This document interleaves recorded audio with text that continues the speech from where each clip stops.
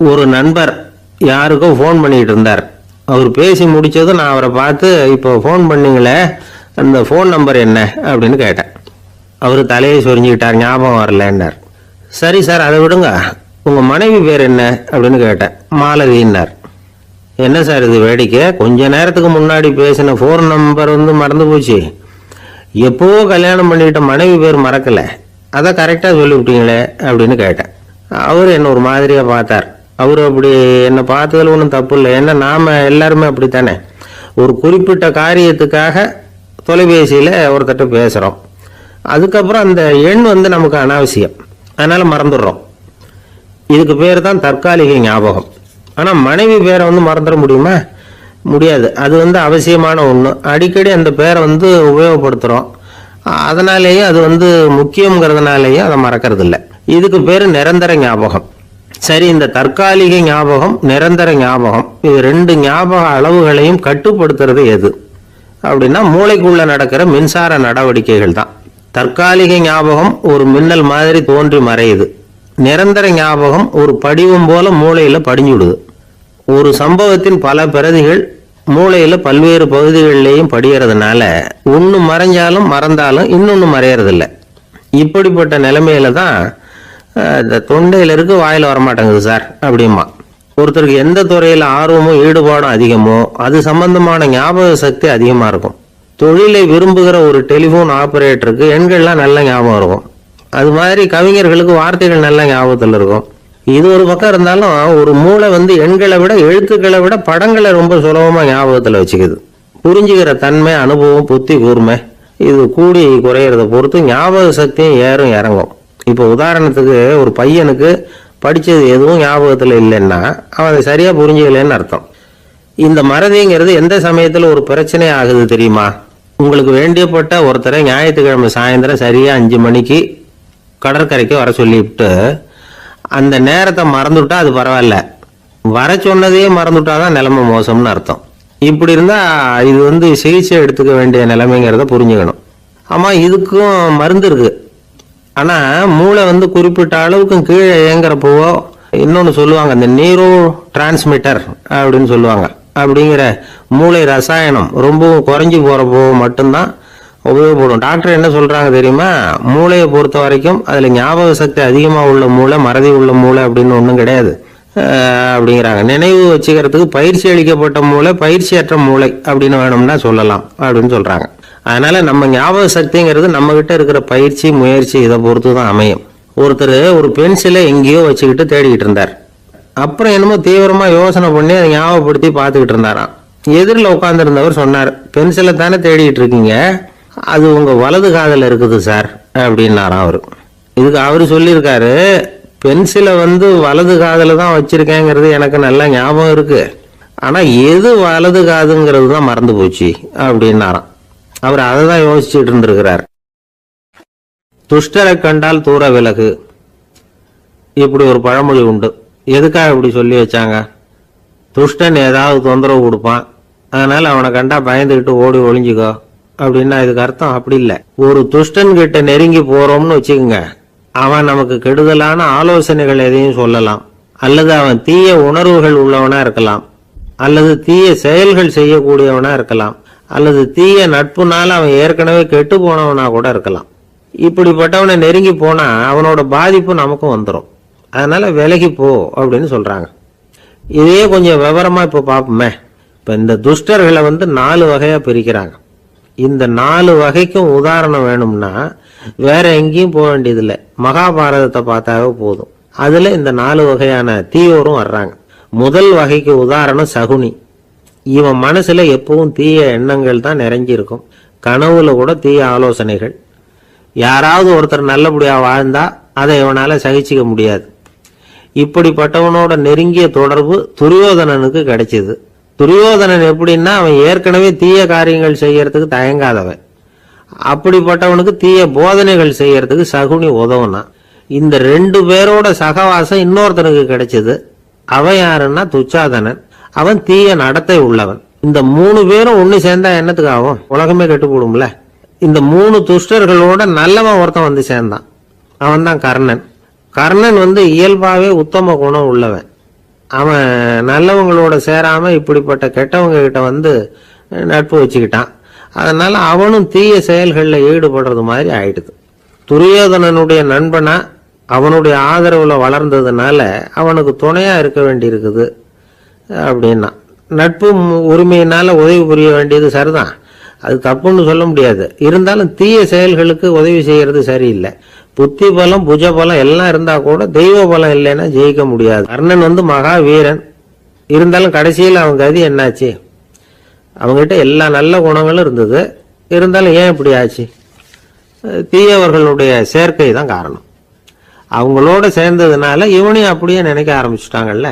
4 வகை துஷ்டர்கள்ல இவனும் ஒரு வகை அப்படின்னு சொல்ல ஆரம்பிச்சிட்டாங்க.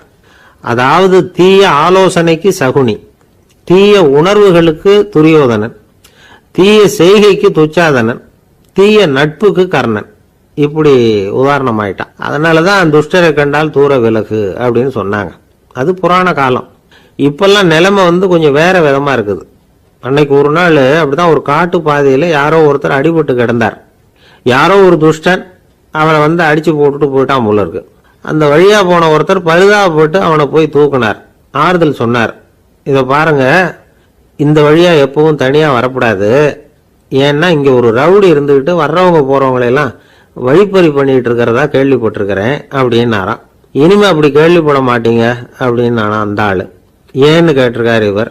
அவன் சொல்லியிருக்கான், நான் தான் சார் அந்த ரவுடி, இந்த வழியா போனவங்க கிட்ட தகராறு பண்ணேன், அவங்க தான் என்ன இப்படி அடிச்சு போட்டு என்கிட்ட இருந்த பணத்தை எல்லாம் புடுங்கிட்டு போட்டாங்க சார், காலம் ரொம்ப கெட்டு போச்சு அப்படின்னு நானா ரொம்ப பரிதாபமா. உங்க பையன் எப்படி சார் இருக்கான் அப்படின்னு விசாரிச்சார் ஒருத்தர். அவன் என்ன சார், எதை சொன்னாலும் காதில் ஆக மாட்டேங்கிறான், அவன் பாட்டுக்கு போறான் வர்றான் அப்படின்னு சொல்லி அழுத்துக்கிட்டார் அப்பா. பெரியவங்க சொல்றத சின்ன பிள்ளைங்க கேட்கறது இல்லைங்கிறது ஒரு குறை, பெரியவங்க சொல்றது சின்ன பிள்ளைங்க காதலியே விழறது இல்லைங்கிறது ஒரு குறை. இது கொஞ்சம் சீரியஸான விஷயம், கவனிச்சு பார்க்கணும். ஒரு குழந்தைக்கு காது சரியா கேட்குதா இல்லையா அப்படிங்கிறத நாம தான் கவனிச்சு பார்த்து கண்டுபிடிக்கணும். அதுவா நம்ம கிட்ட தவழ்ந்து வந்து அப்பா எனக்கு காது கேட்கல, அழைச்சிட்டு போங்க டாக்டர்கிட்ட அப்படின்னுலாம் சொல்லிட்டு இருக்காது. அது சரி, ஒரு குழந்தைக்கு காது சரிவர கேட்குதா இல்லையா அப்படிங்கிறத முன்கூட்டியே நாம தெரிஞ்சுக்கிறது எப்படி? அதுக்கு சில வழி இருக்கு. உங்க குழந்தைய கொஞ்சம் அப்படியே கவனிச்சு பாருங்க. அடிக்கடி ஜலதோஷம், காதுல அரிப்பு ஏற்படுதா, மூக்கு வந்து விரிவாகவும் அப்புறம் வந்து டான்சில், அடினாய்டு, சத அழற்சி இது மாதிரி ஏதாவது இருக்கா, வாயிலிருந்து எச்சில் ஒழுகுதா, குழந்தை வாயினால சுவாசிக்குதா, பற்கள் வந்து முன்னாடி தள்ளி வளருதா, இதெல்லாம் அதுக்கு அறிகுறி. அப்புறம் இந்த VBDF TH இப்படி இந்த ஒலிகள் சேர்ந்த வார்த்தைகளை வந்து குழந்தை வந்து சரியா புரிஞ்சுக்காது. இப்போ உதாரணத்துக்கு பட்டுன்னு சொல்லு குழந்தை அப்படின்னீங்கன்னா அது வந்து கட்டுன்னு சொல்லும். அதாவது பட்டு சவுண்டை அதால புரிஞ்சுக்க முடியல. அப்புறம் உங்க குழந்தை வந்து உங்களை உறக்க பேச சொல்றானா, அடிக்கடி கேள்வி கேட்குறானா, சாப்பிட்றப்போ கவனம் இல்லாமல் இருக்கானா, படிப்பில் போதுமான முன்னேற்றம் இல்லையா, வகுப்பில் சரியாக கவனிக்கிறது இல்லையா, இப்படிலாம் இருந்தால் ஆரம்பத்திலேயே டாக்டர்கிட்ட அழைச்சிட்டு போய் சிகிச்சையை வந்து ஆரம்பிச்சுடலாம், குணப்படுத்தி விடலாம். குழந்தைக்கு காது சரியாக கேட்கலன்னா நீங்கள் செய்ய வேண்டியது என்ன தெரியுமா? அவனுக்கு காது கேட்கலேங்கிறதுக்காக அவன் முன்னாடி சத்தம் போட்டு பேசக்கூடாது. மெதுவாக சீராக பேசணும், அவனை பார்த்து பேசணும். உங்கள் உதட்டு அசைவுகள் வந்து அவனுக்கு உதவும், அதை பார்த்தே புரிஞ்சுக்குவான். நீங்கள் வாயில் வெத்தலை பாக்கு போட்டுக்கிட்டோ புகை பிடிச்சிக்கிட்டோ பேசக்கூடாது. அப்படி பேசினா அவனால் அந்த உச்சரிப்பை சரியாக புரிஞ்சுக்க முடியாது. ஒரு வார்த்தையை சொல்கிறீங்க, அவனுக்கு புரியல அப்படின்னா அதே வார்த்தையை மறுபடியும் சொல்லணும். அவனுக்கு நீங்கள் முதல்ல சொன்ன வார்த்தை புரியலேன்னு நினச்சிக்கிட்டு மறுபடியும் திருப்பி சொல்கிறப்போ அதே அர்த்தம் வரக்கூடிய வேற வார்த்தையை சொல்லக்கூடாது. இப்படிலாம் நடந்துக்கிட்டா அவனுக்கு வந்து மன திடத்தை ஏற்படுத்த முடியும். இல்லைன்னா அவனுக்கு வந்து தாழ்வு மனப்பான்மை வந்துடும். குழந்தைக்கு காது கோளாறுன்னா ஆரம்பத்திலேயே டாக்டர்கிட்ட அழைச்சிட்டு போனால் போதும், குணப்படுத்தி விடலாம்.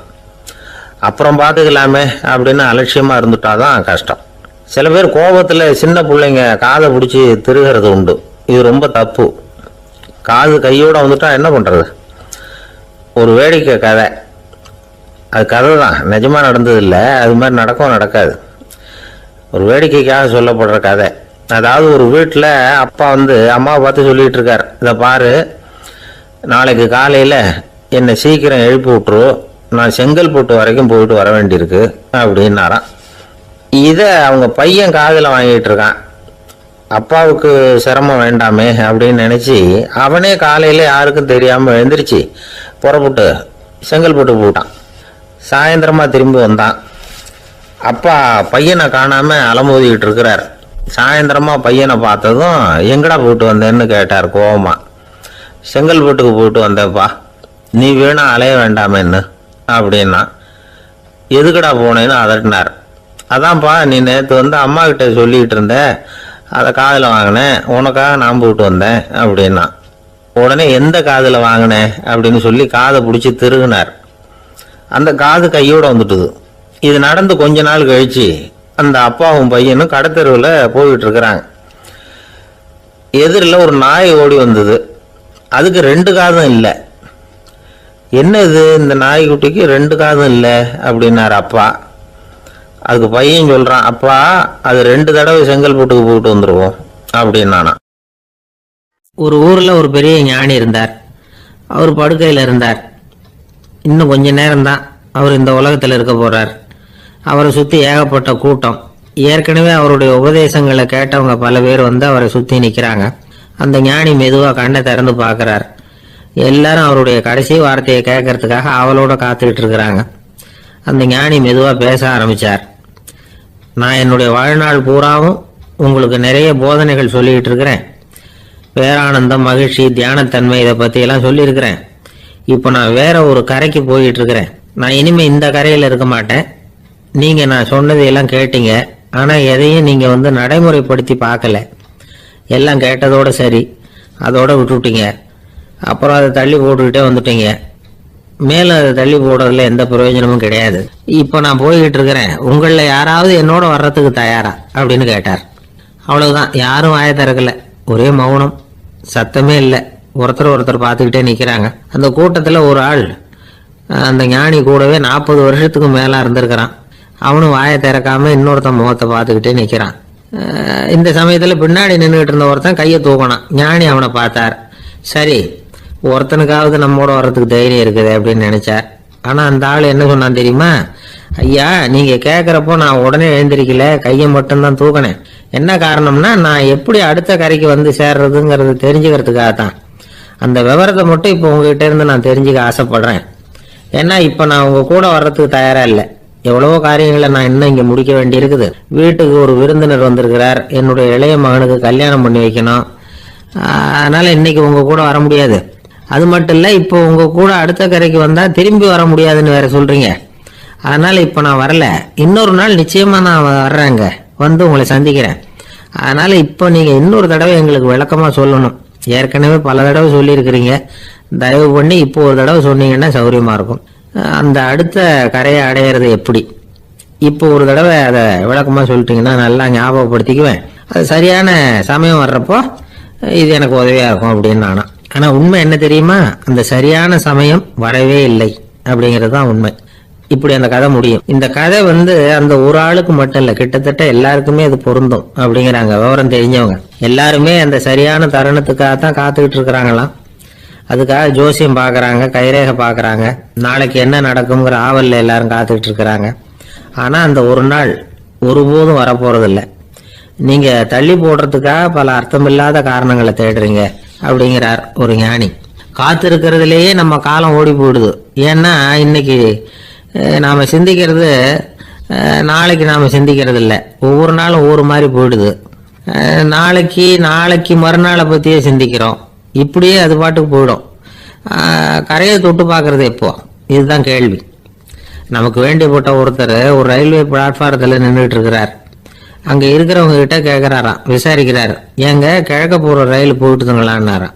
போயிட்டுதுன்னு இருக்கிறாங்க. கொஞ்ச நேரம் கழிச்சு எங்க மேற்க போகிற ரயில் போயிட்டுதுங்களான்னு கேட்டிருக்காரு. போயிட்டுதுங்களான் இருக்காங்க. அப்புறம் கொஞ்ச நேரம் கழிச்சு மறுபடியும் ஏங்க 10:30 மணி வண்டி போயிட்டுதான்னு கேட்டிருக்காரு. தொடர்ந்து காலையிலேருந்து சாயந்தரம் வரைக்கும் இப்படி ஒரே இடத்துல நின்றுட்டு கேட்டுக்கிட்டே இருக்கிறார்.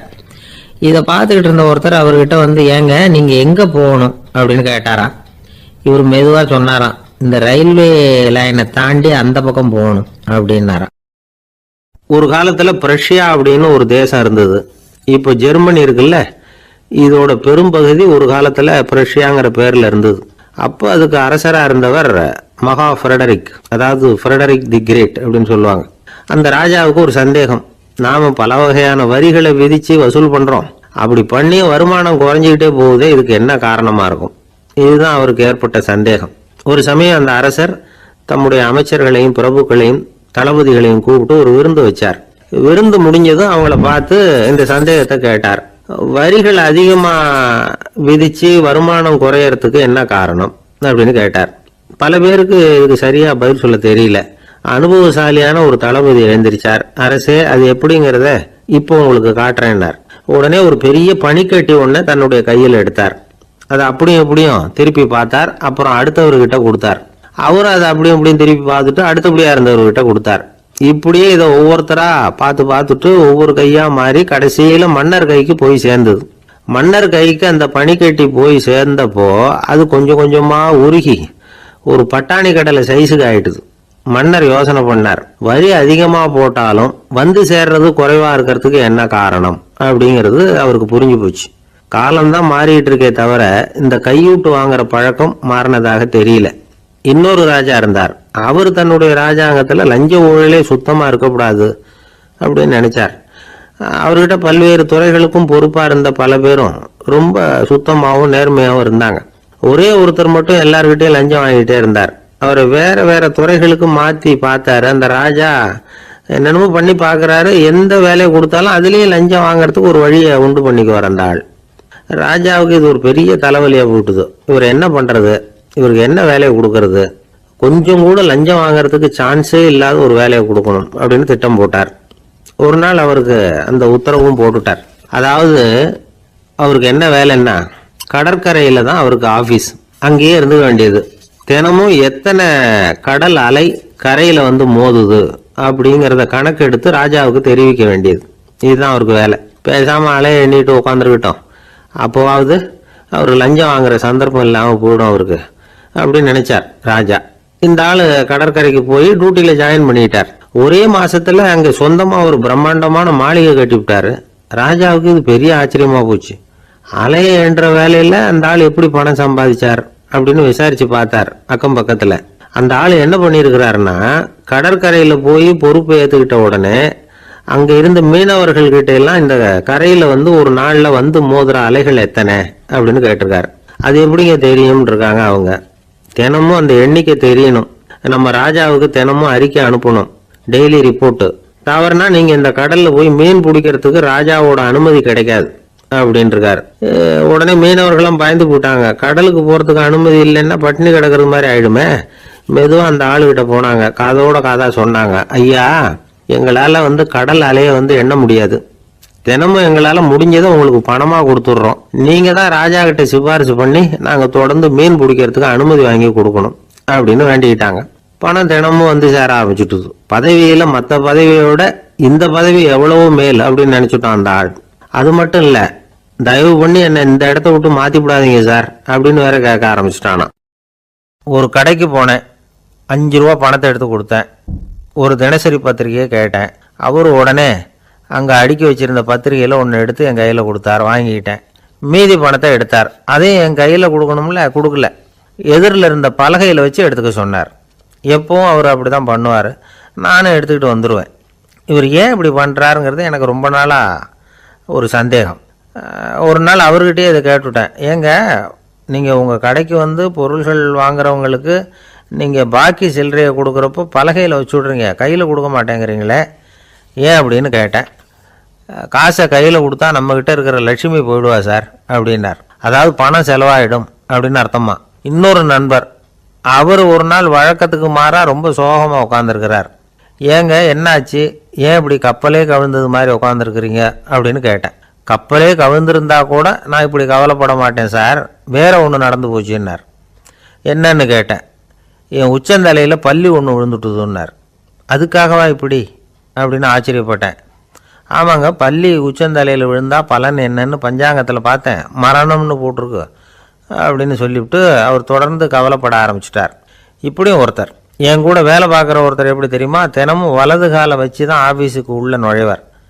என்னைக்காவது தவறுதலாக இடது காலை வச்சு உள்ளே வந்துட்டார்னா அன்னைக்கு பூரா மனசு சங்கடப்படுவார், எந்த வேலையும் சரியாக ஓடாது. கேரம் போர்டு ஆடுற ஒருத்தர் எப்போ ஆட உட்காந்தாலும் ஸ்ட்ரைக்கரை கை தவறி கீழே விழுற மாதிரி பண்ணி அதுக்கப்புறம் அதை எடுத்துக்கிட்டு ஆட உட்காருவார். ஏன்னா எப்போ ஒரு தடவை நிஜமாகவே அது கை தவறி கீழே விழுந்திருக்குது, அன்னைக்கு பிரமாதமாக ஜெயிச்சுட்டார். உடனே ஒரு முடிவுக்கு வந்துட்டார், கை தவறுனா லாபம் அப்படின்னு. அதுக்கப்புறம் அதையே பழக்கமாக்கிக்கிட்டார். பூனை குறுக்க போனால் சகனம் சரியில்லைன்னு நினைக்கிறவங்க உண்டு. ஆனால் ஒருத்தர் எப்படி தெரியுமா, அவர் வெளியில் கிளம்புற சமயம் பக்கத்து வீட்டு ரேடியோவில் மியாவ் மியாவ் பூனை குட்டின்னு பாட்டு சத்தம் கேட்டால் கூட போதும், சகனம் சரியில்லைன்னு பிரயாணத்தை கேன்சல் பண்ணிவிடுவார். இப்போ இவ்வளவு எதுக்கு சொல்கிறோம்னா, அளவுக்கு மீறின சகுன நம்பிக்கைகள் இருக்குது பாருங்கள், இதோட பயமும் சேர்ந்துக்கிட்டதுன்னு வச்சுக்கோங்க, இது ஒருத்தருடைய மனநிலையை பாதிச்சிடும். இது உளவியல் நிபுணர்கள் சொல்கிற கருத்து. வாழ்க்கையே தடுமாற வச்சிரும். பாதுகாப்பு இல்லாத உணர்வு, ஒரு விதமான டிப்ரெஷன் மனநிலை, இதெல்லாம் தான் இதுக்கு காரணமாக அமையலாம். சில பேர் காய்கறி நறுக்க கத்தியை கையில் எடுத்தால் கூட நேரம் சரியாக இருக்கா அப்படின்னு பார்த்துட்டு தான் வேலையை ஆரம்பிக்கிறது வழக்கம். அறிவு தான் மனசுக்கு வாத்தியாராக இருக்கணும், அப்போ தான் வாழ்க்கை நிம்மதியாக இருக்கும். அறிவு மனசு சொல்கிறபடியெல்லாம் கேட்க ஆரம்பிச்சுட்டுதுன்னா இடைஞ்சல் தான். ஒருத்தருக்கு 7ஆம் நம்பர் தான் ராசியான நம்பரான், 7ஆம் தேதி தான் எந்த காரியத்தையும் ஆரம்பிப்பாராம். 7 எழுத்து வர்றது மாதிரி பேரை மாற்றி வச்சுக்கிட்டார். 7 மணிக்கு தான் தினமும் எழுந்திருப்பார். 7ஆம் நம்பர் வீட்டில் தான் குடியிருக்கார். கல்யாணம் கூட 7ஆம் தேதி தான் பண்ணிக்கிட்டார். அவர் ஒரு நாள் குதிரை பந்தயத்துக்கு போனாராம். குதிரையோட பேரையெல்லாம் பார்த்தார். ஒரு குதிரையோட பேர் 7 எழுத்தில் அமைஞ்சிருந்தது. 7 தானே இவருக்கு அதிர்ஷ்ட நம்பர். அதனால் உடனே அது பேரில் பணத்தை கட்டினார். பந்தயம் நடந்தது. என்ன சார் ஆச்சுன்னு கேட்டாங்க. நான் பணம் கட்டின அந்த என்னோட குதிரை 7ஆவதாக சேர்ந்தது சார் அப்படின்னாராம் சோகமாக. ஒரு விவசாயி விதைக்கிறதுக்காக வயல்வெளி பக்கம் போகிறார். விதைகளை அள்ளி வீசினார். அப்போ என்ன ஆச்சுன்னா, சில விதைகள் பாதை ஓரத்தில் விழுந்தது, சில விதைகள் முள் செடிகள் மண்டி இருந்த புதருக்கு இடையில் விழுந்தது, சில விதைகள் நல்ல நிலத்தில் விழுந்தது. பாதை ஓரத்தில் விழுந்த விதை என்ன ஆச்சுன்னா, அதெல்லாம் பறவைகள் கண்ணில் போட்டுவிட்டுது. உடனே உட்காந்து கொத்தி தின்னுட்டு போட்டுது. அதிகமாக மண் இல்லாத பாறை பகுதியில் விழுந்த விதையெல்லாம் லேசாக வேர் விட்டு முளைக்க ஆரம்பிச்சுது. அதுக்கப்புறம் வேர் கீழேயும் ஆழமாக போக முடியல, மேலேயும் சூரிய வெப்பம் அதிகம் தாங்க முடியல, எல்லாம் காஞ்சி கருகி போட்டுது. புதர் பகுதியில் சில விதைகள் விழுந்தது இல்லையா, முள் செடிகள் காடாக மண்டி போயிருந்தது. அதனால் முளைச்சி வர்ற செடிக்கு நெருக்கடி அதிகமாக போட்டுது, சரியாக வளர முடியல, விளைச்சலும் சரியாக இல்லை. நல்ல நிலத்தில் விழுந்த விதைகள் மட்டும் நல்லா முளைச்சிது, நல்லா வளர்ந்தது, விளைச்சலும் பிரமாதமாக இருந்தது. இந்த கதையை சொல்லிவிட்டு கேட்க செவியுள்ளோர் கேட்கட்டும் அப்படிங்கிறார் இயேசு பெருமான். ஆமாம், இயேசு கடலில் நின்ற படகு ஒன்றில் உட்காந்துருக்கிறார். கடற்கரையில் ஏராளமான மக்கள் உட்காந்துருக்கிறாங்க. அந்த சமயத்தில் தான் இயேசு ஓமைகள் மூலமாக மக்களுக்கு பல உண்மைகளை சொல்லிகிட்டு இருக்கிறார். மக்கள் அந்த கதையை கேட்டுட்டு ஒன்றும் புரியாமல் முழிக்கிறாங்க. அதை கவனித்த இயேசு அந்த ஓமையை விளக்க ஆரம்பித்தார். இதில் அந்த விதைக்கிறவர் தான் இறைவன். அவருடைய வார்த்தைகளை விதைக்கிறார். அந்த வார்த்தைகளை கேட்கிற மக்கள் அந்த விழுந்த விதைகள் மாதிரி 4 வகையானவர்கள். சில பேர் பாதை ஓரத்தில் விழுந்த விதைகள் மாதிரி, இறைவன் வார்த்தைகளை அவங்க கேட்குறாங்க, ஆனால் தீய எண்ணங்கள் செய்கைகள் மூலமாக விதைக்கப்பட்ட வார்த்தைகள் அழிஞ்சு போடுது. இறைவன் வார்த்தைகளை கேட்ட உடனே மகிழ்ந்து போய் உடனே சில பேர் அதை ஏற்றுக்கிறாங்க. இவங்கெல்லாம் அந்த பாறை பகுதியில் விழுந்த விதைகள் மாதிரி. அதனால் இவங்கெல்லாம் வேறு இல்லாதவங்க, கொஞ்ச காலத்துக்கு இறை வார்த்தைகளுக்கு கீழ்ப்படிந்து நடப்பாங்க. அதனால் ஏதாவது இடைஞ்சல் ஏற்பட்டால் உடனே தடுமாறுவாங்க. தங்கள்கிட்ட இருக்கிற நல்ல பண்புகளை விட்டுட்டு பாவ வழிகளுக்கு போயிடுவாங்க. முள் செடிகளுக்கு இடையில் விழுந்த விதைகள் மாதிரி உள்ளவங்க யாருன்னா, இவங்களுக்கு உலக கவலை உண்டு, செல்வத்தின் மீது மயக்கம் உடையவர்கள், உலக ஆசைகள் இவங்களுக்குள்ளே பூந்துடுறதுனால அங்கே இருக்கிற நல்ல பண்புகள் மறைஞ்சு போயிடுது. அதனால் அவங்களும் உபயோகம் இல்லாதவங்களாக ஆயிடுறாங்க. நல்ல மனிதர்கள் நல்ல நிலத்தில் விழுந்த விதைகளுக்கு ஒப்பானவர்கள். இவங்க இறை வார்த்தையை கேட்குறாங்க, அதை ஏற்றுக்கிறாங்க, அவங்களும் நல்லபடியாக வாழுறாங்க, அடுத்தவங்களுக்கும் உபயோகமாக இருப்பாங்க. இதுதான் இயேசு சொன்ன விளக்கம். நல்ல வார்த்தைகளை கேளுங்கள், நல்ல வார்த்தைகளை ஏற்றுக்கொள்ளுங்கள், அடுத்தவங்களுக்கு உபயோகமாக இருங்க. இதுதான் பெரியவங்கள்லாம் நமக்கு சொல்லுகிற உபதேசம். ஒரு அப்பா தன்னுடைய மகனுக்கு உபதேசம் பண்ணார். இதை பாருப்பா, நல்ல வார்த்தைகளை கேட்கணும், எப்போதுமே மகன் அப்பா பேச்சை கேட்கறது நல்லது அப்படின்னாராம். நீ ஏதாவது ஒரு தப்பு பண்ணால் என் தலையில் ஒரு முடி நரைச்சி வெள்ளையாக போடும்பா, நீ செய்கிற ஒவ்வொரு தப்புக்கும் என் தலையில் ஒவ்வொரு முடி வெள்ளையாயிடும் அப்படின்னாராம். பையன் யோசித்தான், அப்பா இப்போ தான் எனக்கு புரியுது, தாத்தாவோட தலைமுடி பூராவும் வெள்ளையாக இருக்கிறதுக்கு என்ன காரணம்ங்கிறது எனக்கு இப்போ தான் புரியுது அப்படின்னானா. ஒரு ஊரில் ஒரு ராஜா இருந்தார். அவர் ஒரு பூனை வளர்த்தார். ரொம்ப செல்லமாக அவர் அந்த பூனையை வளர்த்தார். அவர் என்ன பண்ணுவார் தெரியுமா? இரவு நேரத்தில் அந்த பூனையோட தலையில் ஒரு விளக்க வச்சுருவார். அந்த பூனை ரொம்ப ஜாக்கிரதையாக அந்த விளக்கு கீழே விழுந்துடாமல் பார்த்துக்கும். தலையை ஆட்டாமல் ரொம்ப நிதானமாக ராஜா பின்னாடி நடந்து போய்கிட்டே இருக்கும். அந்த விளக்கு வெளிச்சத்தில் எல்லா வேலைகளையும் செஞ்சிருவார். கையில் ஒரு விளக்கை தனியாக எடுத்துகிட்டு போக வேண்டிய அவசியமே இல்லை. விளக்கை தூக்கிட்டு போகிற வேலையை அந்த பூனை பார்த்துக்கும். அதனால் ராஜாவுக்கு அந்த பூனை மேலே ரொம்ப பிரியம். மந்திரிகளையெல்லாம் கூப்பிட்டு அவங்ககிட்ட சொல்லுவார், பார்த்தீங்களா இந்த பூனை எவ்வளவு விசுவாசமாக நடக்குது, என் பேரில் எவ்வளவு மரியாதை பார்த்தீங்களா அதுக்கு அப்படிம்பார். இதை கேட்டுவிட்டு அங்கிருந்த அமைச்சர்களில் ஒருத்தர் சொன்னார், மன்னா நீங்கள் சொல்கிறது சரிதான், இருந்தாலும் இந்த பூனையோட விசுவாசத்தை நாம் கொஞ்சம் சோதித்து பார்க்க வேண்டியிருக்கு அப்படின்னாராம். சரி, உங்கள் ஆசையை ஏன் கெடுக்கணும், நல்லா சோதித்து பாருங்க அப்படின்னு சொல்லிவிட்டார் ராஜா. உடனே அந்த அமைச்சர் என்ன பண்ணார் தெரியுமா? எங்கேயோ புறப்பட்டு போனார். ஒரு 5-6 எலிகளை பிடிச்சிக்கிட்டு வந்தார். அரண்மனையில் ராஜா ஏதோ வேலை பார்த்துக்கிட்டு இருக்கிறாரு. பக்கத்தில் அந்த பூனை ரொம்ப பணிவாக நின்றுக்கிட்டு இருக்குது. அது தலையில் விளக்கு எரிஞ்சிக்கிட்டு இருக்கு. அமைச்சர் தான் பிடிச்சிக்கிட்டு வந்த எலிகளை அந்த பூனை பார்வையில் படுறது மாதிரி எதிரில் விட்டார். அந்த எலிகள்லாம் அங்கேயும் இங்கேயும் ஓட ஆரம்பிச்சிது. அதை பார்த்தது பூனை, அவ்வளவுதான். தலையில் இருக்கிற விளக்கை பற்றியும் கவலைப்படலை, ராஜாவை பற்றியும் கவலைப்படலை. ஒரே பாய்ச்சலாக பாஞ்சு எலிகளை துரத்த ஆரம்பிச்சுட்டுது. தலையில் இருந்த விளக்கு எங்கேயோ போய் விழுந்தது, அணைஞ்சு போச்சு. இருட்டில் ராஜா தடுமாற ஆரம்பிச்சுட்டார். இந்த சமயத்தில் அந்த அமைச்சர் மறுபடியும் விளக்கை ஏற்றினார். வெளிச்சம் வந்தது. அதுக்கப்புறம் அந்த அமைச்சர் பேசினார், அரசே, பூனையோட விசுவாசத்தை பார்த்தீங்களா? எலி அது கண்ணில் படுற வரைக்கும் தான் விசுவாசமாக இருந்தது. அது மாதிரி எலியை பார்த்தது எல்லாத்தையும் விட்டுட்டு அதை துரத்த ஆரம்பிச்சுட்டு பார்த்தீங்களா? தான் அந்த பூனையை பற்றி நினச்சது தப்புங்கிறது அதுக்கப்புறம் தான் அந்த ராஜாவுக்கு புரிஞ்சுதான். சரி, இப்போ எதுக்கு இந்த கதையெல்லாம் அப்படிங்கிறீங்களா? இந்த பூனை மாதிரி தான் நம்ம மனசும். மனசை எவ்வளவு தான் பயிற்சி கொடுத்து பக்குவமாக வச்சுருந்தாலும் பார்க்குறதுக்கு பரமசாது மாதிரி தான் இருக்கும். பார்க்க வேண்டியதை பார்த்துட்டுதுன்னா பாஞ்சிரும். இந்த பூனை மாதிரி புலன் இன்ப பொருள்கள் கிட்டாத வரைக்கும் மனம் அடங்கி இருக்கிறது மாதிரி தான் தெரியும். கொஞ்சம் வாய்ப்பு கிடைச்சாலும் அது குதிக்க ஆரம்பிச்சிடும், தப்பு பண்ண ஆரம்பிச்சிடும். பெரிய பெரிய முனிவர்கள் வாழ்க்கையில் நடந்த வீழ்ச்சி இதை தான் நிரூபிக்குது. புலன்களின் ஆற்றல் அதிகம், அதனால் மனக்கட்டுப்பாடு பயிற்சிகளில் ரொம்ப எச்சரிக்கையாக இருக்கணுங்கிறார் சுவாமி சிவானந்தர். மது பழக்கத்தையே விட்டுவிட்டேன்னு உறுதியாக இருப்பான். கடை கண்ணில் போட்டுவிட்டதுன்னா காலை அவனை கேட்காமலே இழுத்துக்கிட்டு உள்ளே போயிடும். இதுதான் மனசுங்கிறது. அதுதான் அந்த ராஜா வளர்த்த பூனை. நம்மால் ஒருத்தன் அந்த ராஜா பூனை தலையில் விளக்க வச்சது மாதிரி இவன் தன்னுடைய தலையிலேயே ஒரு விளக்கை ஏற்றி வச்சுக்கிட்டு என்னத்தையும் தேட ஆரம்பித்தான். தேடிக்கிட்டு இருக்கிறான். தலையை ஆட்டாமல் நிதானமாக நடந்து ரொம்ப நேரமாக தேடிட்டு இருக்கிறான். அந்த சமயம் அங்கே வந்த ஒருத்தர், என்னத்தை தேடுறீங்கன்னு கேட்டார். அதுதான் மறந்து போச்சு அப்படின்னு இழுத்தான். சரி, கொஞ்சம் இப்படி உட்காருங்க, ஞாபகம் வந்ததும் தேட ஆரம்பிக்கலாம் அப்படின்னார் அவர். இவன் கொஞ்ச நேரம் உட்காந்து யோசித்தான். அப்புறம் திடீர்னு எழுந்திரிச்சான். ஞாபகம் வந்துட்டுதுன்னா. என்னன்னு கேட்டார். எங்கள் வீட்டில் இருந்த விளக்கை எங்கே வச்சேன்னு தெரியல, அதை தான் தேடிக்கிட்டு இருக்கிறேன், ஏற்றி வைக்கலாம்னு பார்க்குறேன் அப்படின்னா. ஒரு ராஜா இருந்தார். நாடு பூராவும் நிறைய மரங்களை நட்டு வளர்க்கணுங்கிறது அவரோட ஆசை. தானே அதுக்கு முன்மாதிரியாக இருக்கணும்னு நினச்சார். அரண்மனையை சுற்றி மரங்களை நட்டு வளர்த்தார்.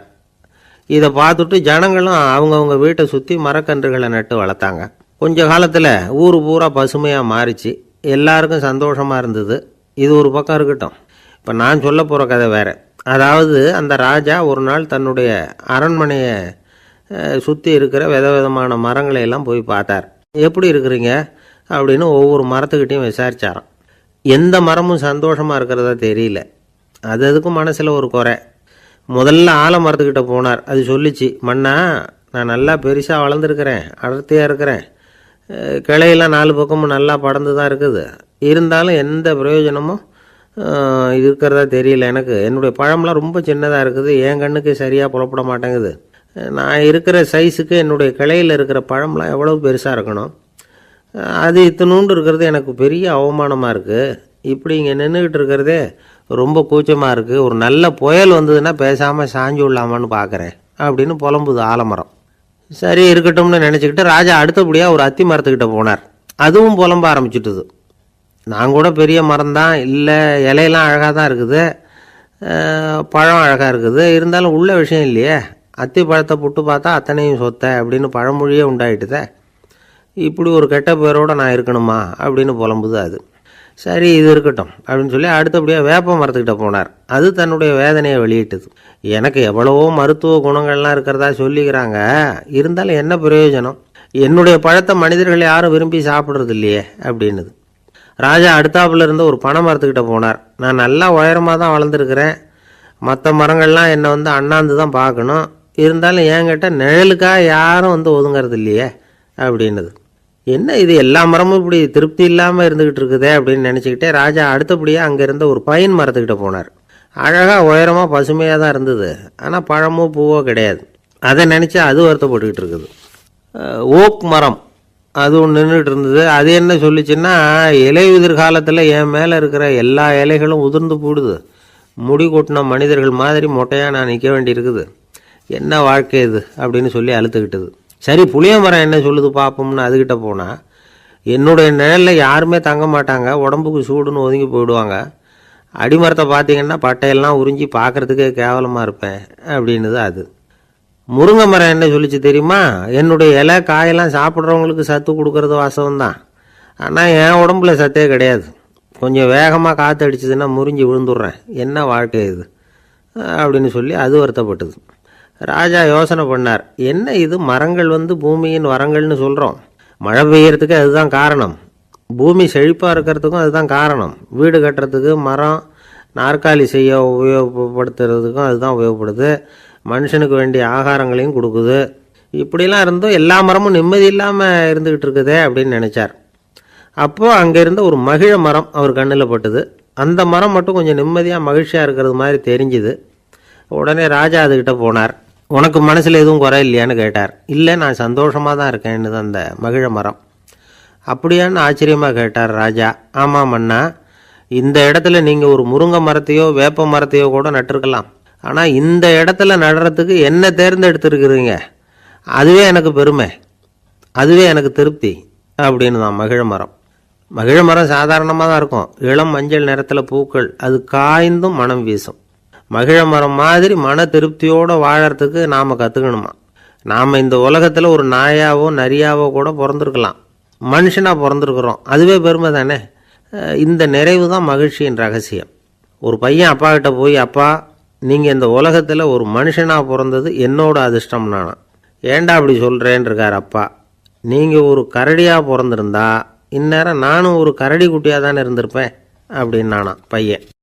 இந்த உலகத்தில் நாம் நல்லபடியாக இருக்கணும்னா அதுக்கு முக்கியமாக தேவைப்படுறது ரெண்டு, ஒன்று செல்வம், இன்னொன்று அறிவு. சரி இது ரெண்டில் சிறந்தது எது அப்படின்னு ஒரு கேள்வி கேட்டால் என்ன பதில் சொல்கிறது? இதே கேள்வியை ஹஸ்ரத் அலி அவர்கள்கிட்ட கேட்டாங்களாம். அவர் ஒரு பெரிய அறிஞர். கேள்வி கேட்டவங்களும் சாதாரண ஆட்கள் இல்லை, இவங்களும் அறிஞர்கள். ஒரு நாள் ஹஸ்ரத் அலி அவர்கள்கிட்ட 10 அறிஞர்கள் வந்தாங்களாம். ஐயா நாங்கள் 10 பேரும் உங்ககிட்ட ஒரே கேள்வியை தான் கேட்க வந்திருக்கிறோம், ஆனால் எங்கள் 10 பேருக்கும் நீங்கள் தனித்தனியாக பதில் சொல்ல முடியுமா அப்படின்னு கேட்டிருக்காங்க. அதாவது அவங்க ஒரே கேள்விக்கு இவர்கிட்ட இருந்து 10 விதமான பதில் எதிர்பார்க்குறாங்க. சரி கேளுங்க என்ன கேள்வி அப்படின்னார் அவர்.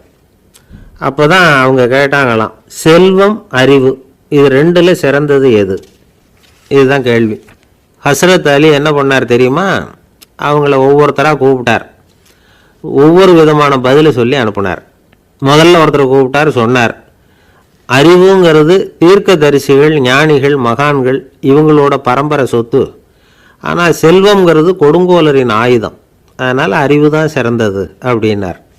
2வது ஆளை கூப்பிட்டார், உங்ககிட்ட செல்வம் இருந்தால் நீங்கள் தான் அதை காப்பாற்றணும், ஆனால் அறிவு உங்களை எப்பவும் காப்பாற்றும், ஆகவே அறிவு தான் சிறந்தது அப்படின்னார்.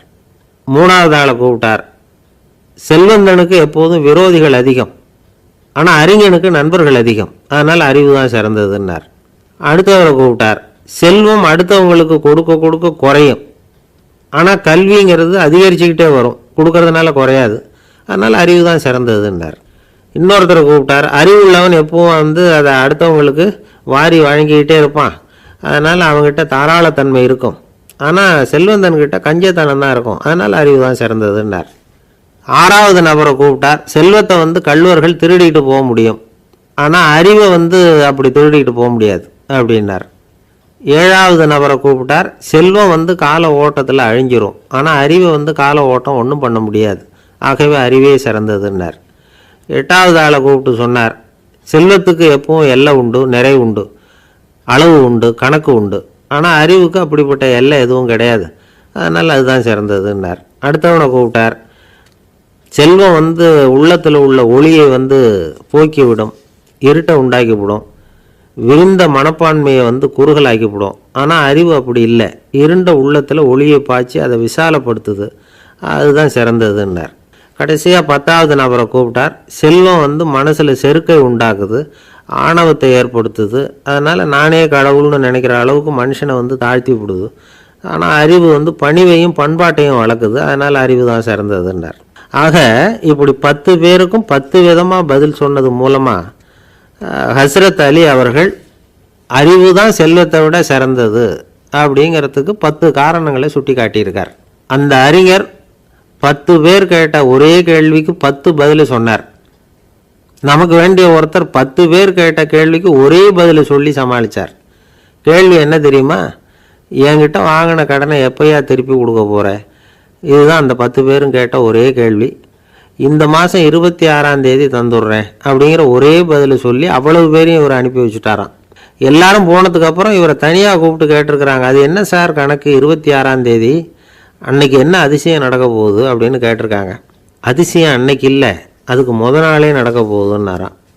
விவரமாக சொல்லுங்கன்னு இருக்காங்க. வேறு ஒன்றும் இல்லைங்க, 26ஆம் தேதி தானே எல்லாரையும் வர சொல்லியிருக்கிறேன், அதுக்கு முத நாளே நான் புறப்பட்டு தலைமறைவாயிட போகிறேன் அப்படின்னாராம் ரொம்ப பெருமையாக. துருக்மேனியாவில் அஷ்காபாத் அப்படின்னு ஒரு நகரத்தில் ஒரு புவியியல் விஞ்ஞானி இருந்தார். அவர் ஒரு நாய்க்குட்டி வளர்த்தார். ஒரு நாள் முன்னிரவு நேரம் ஒரு மேஜைக்கு முன்னாடி உட்காந்து அந்த விஞ்ஞானி ஏதோ கணக்கு போட்டுக்கிட்டு இருக்கிறார். அவருக்கு ஒரு சின்ன பெண் குழந்தை, அது தொட்டிலில் தூங்கிட்டு இருக்குது. அந்த நாய்க்குட்டியும் ஒரு மூலையில் படுத்து அது பாட்டுக்கு தூங்கிட்டு இருந்தது. ஒரே அமைதி. அந்த நேரத்தில் திடீர்னு அந்த நாய்க்குட்டி துள்ளி எழுந்திரிச்சிது. நேராக குழந்தைகிட்ட ஓடிச்சு. அந்த குழந்தைய அது போட்டிருந்த ட்ரெஸ்ஸோடு சேர்த்து கவ்வி தூக்குச்சு. தூக்கிக்கிட்டு வாசல் பக்கம் ஓடிச்சு. நாய்க்குட்டி குழந்தைய கவ்வி தூக்க முடியுமாங்கிற சந்தேகம் உங்களுக்கு இல்லையா? நீங்கள் நம்ம ஊர் நாய்க்குட்டியவே பார்த்து பழக்கப்பட்டிருக்கீங்க, அதனால் நம்புறதுக்கு சிரமமாக இருக்கும்.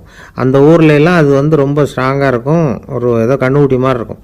விஞ்ஞானி அதை பார்த்துட்டார். உடனே அந்த நாய்க்கு வெறி பிடிச்சிட்டுதுன்னு முடிவு பண்ணிவிட்டு தன்னோட கை துப்பாக்கி எடுத்துக்கிட்டு ஓடி வந்தார். அவர் வெளியில் நாய்க்குட்டி எங்கே அப்படின்னு பார்த்து தேடுறார். அந்த நேரத்தில் அந்த வீடு இடிஞ்சு விழுது. காரணம் பூமி அதிர்ச்சி. இப்படி பூமி அதிர்ச்சி உண்டாக போகுதுங்கிறது அந்த நாய்க்குட்டிக்கு முன்னாடியே தெரிஞ்சு போச்சு. அதுதான் குழந்தைய தூக்கிட்டு வெளியில் ஓடி வந்திருக்குது. அது மூலமாக அந்த குடும்பத்தையே காப்பாற்றிருக்குது அந்த நாய்க்குட்டி. இந்த சம்பவம் நடக்கிறதுக்கு 3 நாளைக்கு முன்னாடியே சில பிராணிகளுக்கு இப்படி நடக்க போகுதுங்கிறது தெரிஞ்சிருக்குதான். ஆமாம், அந்த நகரத்தில் 3 நாளைக்கு முன்னாடியே பாம்பு, பல்லி இதெல்லாம் அது தங்கியிருந்த வலையை விட்டு வெளியில் ஓடி வந்துட்டுது. அதே மாதிரி அங்கே இருந்த புறாவெல்லாம் பறந்து போயிடுச்சான். இதே மாதிரி யுகோஸ்லோவியாவில் கூட ஒரு நகரம், அங்கே ஒரு நாள் ராத்திரி ஒரு மிருக காட்சி சாலையில் திடீர்னு ஒரு பெரிய கலவரம், கூச்சல், குழப்பம். அங்கே இருந்த கழுதை, புலி, யானை, பறவை எல்லாம் கண்ணாபின்னான்னு கத்த ஆரம்பிச்சுட்டுது. நீர் யானை அதுக்குன்னு போடப்பட்டிருந்த தடுப்பையே தாண்டி குதித்து வெளியில் வந்துட்டு தான். மறுநாள் தான் எல்லாருக்கும் விஷயம் புரிஞ்சுது. அடுத்த நாள் காலையில் அங்கே பூமி அதிர்ச்சி உண்டாயிட்டுது. இப்போ பாருங்கள், அதாவது மனுஷனை போய் தீர்க்க தரிசி அது இதுன்னு சொல்லிகிட்டு இருக்கிறோம், இவனை விட அது பரவாயில்லைன்னு தோணுது. அதாவது மிருகங்கள் ஒன்று நடக்க போகுதுங்கிறத முன்னாடியே புரிஞ்சுக்குதே. சரி, இதெல்லாம் எப்படி அது முன்கூட்டி புரிஞ்சுக்குது? அதுதான் படைப்பு ரகசியம். அதை கண்டுபிடிக்கிறதுக்கு தான் மனுஷன் ஆராய்ச்சி பண்ணிகிட்டு இருக்கிறான். விஞ்ஞானிகளோட ஆராய்ச்சியெல்லாம் ஒரு பக்கம் இருக்கட்டும், வீட்டுக்குள்ளேயே சில ஆராய்ச்சி பண்ணி பாருங்களேன். இப்போ சில யோசனை சொல்லி அதை சோதனை பண்ணி பாருங்க அப்படின்னு ஒருத்தர் சொன்னாராம். அதாவது இப்போ மழை வருமா வராதா அப்படின்னு தெரிஞ்சுக்கணுமா, உடனே ஒரு பூனைக்குட்டி பின்னாடி மெதுவாக போய் அது என்ன செய்யுதுன்னு கவனித்து பார்க்கணும். பூனைக்குட்டி தன்னோட பாதத்தினால சுகத்தில் வந்து அப்படி கீறிக்கிட்டு இருக்கும். அப்படி கீறினா கண்டிப்பாக மழை வரும். சில சமயம் பூனைக்குட்டி அப்படி மல்லாந்து படுத்துக்கிட்டு பாதத்தை உயர தூக்கும், அப்படியும் இப்படியும் புரளும். இப்படி செஞ்சதுன்னா அன்னைக்கும் மழை இருக்காது. அதனால் முன்னாடி இருந்தது மழை வர்றதுக்கு அறிகுறி, இது மழை இல்லைங்கிறதுக்கு அறிகுறி. பறவைகள் பிராணிகள் இதுகளோட நடவடிக்கைகளை பார்த்துட்டு அதையெல்லாம் அடிப்படையாக வச்சு தான் காலநிலையை கண்டுபிடிக்கிற கருவிகளை கண்டுபிடிச்சிருக்கிறாங்க. வாத்து இருக்குல்ல, சில சமயம் தன்னோட அழகை தன்னோட இறகுகளில் அப்படியே புதைச்சிக்கும். அப்படி செஞ்சால் குளிர்காலம் வரப்போகுதுன்னு அர்த்தம். பருவநிலை குளிராக மாறப்போகுதுங்கிறதுக்கு இதுதான் அறிகுறி. சிட்டுக்குருவி இருக்குதுல்ல, அதெல்லாம் புழுதியில் உழுந்து புரளும், சிறகுகளை வந்து படபடன்னு அடிச்சுக்கும். அப்படி செஞ்சால் மழை வரப்போகுதுன்னு அர்த்தம். ஒன்று மட்டும் நாம் நல்லா தெரிஞ்சுக்கணும், இயற்கையின் சீற்றம்னு சொல்கிறோம் இல்லையா, இயற்கை ஏன் நம்ம மேலே கோவப்படுது? இயற்கையை நாம் அனுசரித்து போகிறதில்ல, அதனால் கோவப்படுது. காடுகளை அழிக்கப்படாது, விலங்குகளை கொல்லப்படாது, இயற்கை ஏற்படுத்தி வச்சிருக்கிற சமநிலையை கெடுக்கப்படாது. அதை புரிஞ்சுக்கிட்டு வாழ்ந்தோம்னா பூமியும் நடுங்காது, நாமளும் நடுங்க வேண்டிய அவசியம் இருக்காது. ஒருத்தர் இருந்தார், சாராய கடைக்கு போனாராம், நிறைய சாப்பிட்டார். அப்புறம் சொன்னார், இது ரொம்ப அற்புதமான சரக்கு போல் இருக்குது, உள்ளே போன உடனே இந்த பூமியே நடுங்கிறது மாதிரி இருக்குது எனக்கு அப்படின்னாராம். இதுக்கு கடைக்காரர் சொல்லியிருக்கார், நீங்கள் சாப்பிட்டது வெறும் பச்சை தண்ணி தாங்க, இப்போ ஏற்பட்டிருக்கிறது நிஜம் பூமி அதிர்ச்சி அப்படின்னாராம்.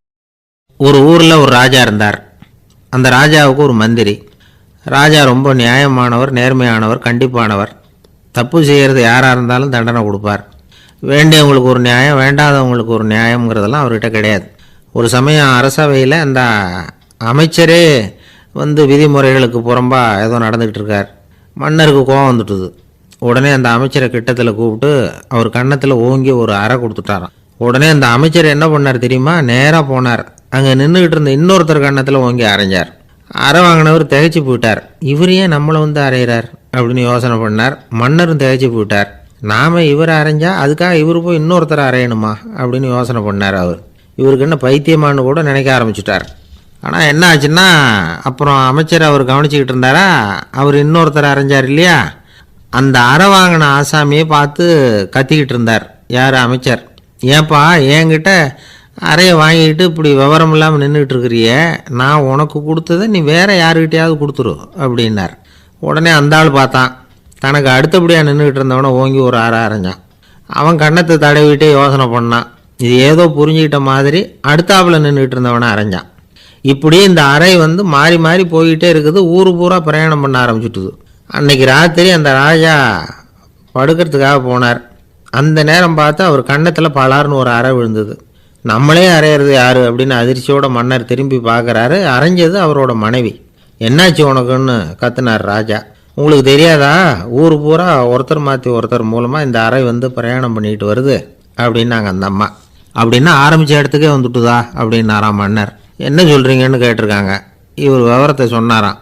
அப்படின்னா நீங்கள் ஆரம்பித்து வச்ச இந்த விளையாட்டை நான் முடிச்சு வச்சுட்டேன் அப்படின்னாங்களாம் அந்த அம்மா. மறுநாள் காலை மறுபடியும் அரசவை கூடிச்சு அந்த அமைச்சர் மன்னரை பார்த்து கேட்டார், என்ன மகாராஜா, என்கிட்ட கொடுத்ததை திருப்பி வாங்கிட்டீங்களா அப்படின்னாராம். இப்படி நடக்கும்னு நான் எதிர்பார்க்கவே இல்லைன்னார் மன்னர். ஆனால் நான் எதிர்பார்த்தேன், அது எங்கே போயிட போகுது, ஊர் பூரா சுற்றி கடைசியில் உங்ககிட்ட தான் வந்து சேரும் அப்படிங்கிறது எனக்கு தெரியும் அப்படின்னாராம் அமைச்சர். இந்த கதை வந்து வேடிக்கையாக இருந்தால் கூட இதில் உள்ள கருத்து முக்கியமானது. இந்த உலகத்தில் பல கருத்துக்கள் இப்படி தான் மாறி மாறி சுற்றி வந்துக்கிட்டே இருக்குது. நம்மளும் ஒருத்தன் தன்னுடைய நண்பன் ஒருத்தனை கடத்தெருவில் பார்த்தான். உடனே ஓடி போய் பலார்னு ஒரு அறை கொடுத்தானா. அவன் கன்னத்தை தடவிட்டு ஏன்டா என்ன அரைஞ்சேன்னு கேட்டிருக்கான். நீ ஏன்டா என்னை முட்டாள்னு என் மனைவிட்ட போய் சொன்னேன் அப்படின்ட்டுருக்கான் அவன். உன்னை ஒரு முட்டாள்னு சொன்னதுக்காகவா நீ என்ன அரைஞ்ச அப்படின்னு கேட்டிருக்கான் இவன்.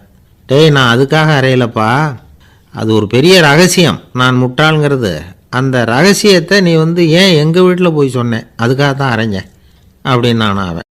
பக்தின்னு சொல்கிறோம் இல்லையா, அது வந்து 3 வகைப்படும் அப்படிங்கிறார் ஒரு பெரியவர். அது என்ன 3 வகைன்னா, தெய்வ பக்தி, அடியார்கள் பக்தி, குரு பக்தி. அடியார் பக்தியை விட தெய்வ பக்தியை விட குரு பக்தி தான் ரொம்பவும் சிறந்ததுங்கிறார் அவர்.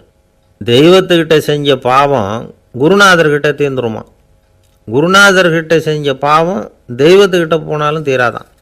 இப்படி பெரியவங்களாம் சொல்லி வச்சுருக்கிறாங்க. ஒரு காடு, அங்கே அயோத தௌமியர் அப்படின்னு ஒரு தபோதனர், அவர் பல மாணவர்களை ஒன்றா சேர்த்து ஒரு குருகுலம் நடத்திக்கிட்டு இருக்கிறார். பல தரப்பட்டவங்க பல திறப்பட்டவங்க மாணவர்கள் அதில் சேர்ந்து படிச்சுக்கிட்டு இருக்கிறாங்க. பாஞ்சால ராஜகுமாரன் ஒருத்தனும் அந்த குருகுலத்தில் சேர்ந்து படிச்சுக்கிட்டு இருக்கிறான். அவன் பேர் ஆருணி. பெரிய இடத்து புள்ள, இருந்தாலும் படுப்பில் ரொம்ப கெட்டிக்காரனாக இருந்தான். அவன் தான் அங்கே முதல் மாணவன். ஒரு நாள் குருநாதர் அந்த அரசகுமாரனை கூப்பிட்டார். நம்ம குருகுலத்துக்கு சொந்தமான வயலில் தண்ணீர் பெருகி வெள்ளம் வந்து பயிரை வந்து அழிக்குதான், அதனால் நீ போய் மடையை அடைச்சிட்டு வந்துரு அப்படின்னார். அந்த அரசகுமாரன் உடனே புறப்பட்டான். குருநாதர் சொல்லிட்டார்ல, உடனே புறப்பட்டான். நான் பெரிய இடத்து பிள்ளையாச்சே, ராஜகுமாரனாச்சே, ரொம்ப செல்வாக்கூட வளர்ந்தவனாச்சே, நான் போய் வயலில் இறங்கி வேலை செய்கிறதா அப்படின்னுலாம் அவன் நினைக்கல. குருநாதர் கட்டளையை நிறைவேற்ற வேண்டியது நம்ம கடமை அப்படின்னு நினச்சான். உடனே ஒரு மண்வெட்டியை தூக்கி தோளில் வச்சுக்கிட்டு புறப்பட்டு போயிட்டான். வயலுக்கு போனான். பார்த்தான், தண்ணி கரையை உடச்சிக்கிட்டு வயலுக்குள்ளே ஏகமாக பாஞ்சிக்கிட்டு இருக்குது. இவன் மண்வெட்டியால் களிமண்ணை புல்லோடு சேர்த்து புல் பற்ற மாதிரி வெட்டி வெட்டி போட்டான். இருந்தாலும் மடையை அடைக்க முடியல. தண்ணி அதை மீறி வந்துக்கிட்டே இருக்குது. தண்ணி வந்து வேகமாக வயலுக்குள்ளே போய்கிட்டே இருக்குது. போடுற பத்தையெல்லாம் கரைஞ்சி கரைஞ்சி போயிட்டுருக்கு. இருந்தாலும் இவன் தன்னுடைய முயற்சியை கைவிடலை. வெட்டி வெட்டி போட்டுக்கிட்டே இருக்கிறான். காலையில் அங்கே போனவன் சாயந்தரம் வரைக்கும் இப்படி செஞ்சுக்கிட்டு இருக்கிறான். உடம்பும் மனசும் ரொம்பவும் சோர்ந்து போச்சு. இருந்தாலும் குருநாதர் இட்ட கட்டளையை நிறைவேற்றாமல் இருக்கிறோமேங்கிற ஒரு குறை அவனுக்கு இருக்குது. குரு கட்டளையை நிறைவேற்றாத நான் வந்து இன்னமும் இருக்கணுமா அப்படின்னு யோசனை பண்ண ஆரம்பிச்சிட்டான். என்ன செய்யலாம்னு பார்த்தான். நம்ம குருநாதர் இட்ட பணிக்காக இந்த உடம்பையே தியாகம் பண்ணலாம் அப்படின்னு முடிவு பண்ணான். தண்ணி பாயுதில் அதுக்கு குறுக்க விழுந்து அப்படியே மடையை அடைச்சிக்கிட்டு அப்படியே படுத்துட்டான். இது மற்றவங்களுக்கு தெரியாது. அன்னைக்கு ராத்திரி ஒரு விளக்கு முன்னாடி உட்காந்து குருநாதர் பிள்ளைங்களுக்கு பாடம் சொல்லி கொடுத்துக்கிட்டு இருக்கிறார். முதல் வரிசையில் இருக்கக்கூடிய ராஜகுமாரனை காணலை.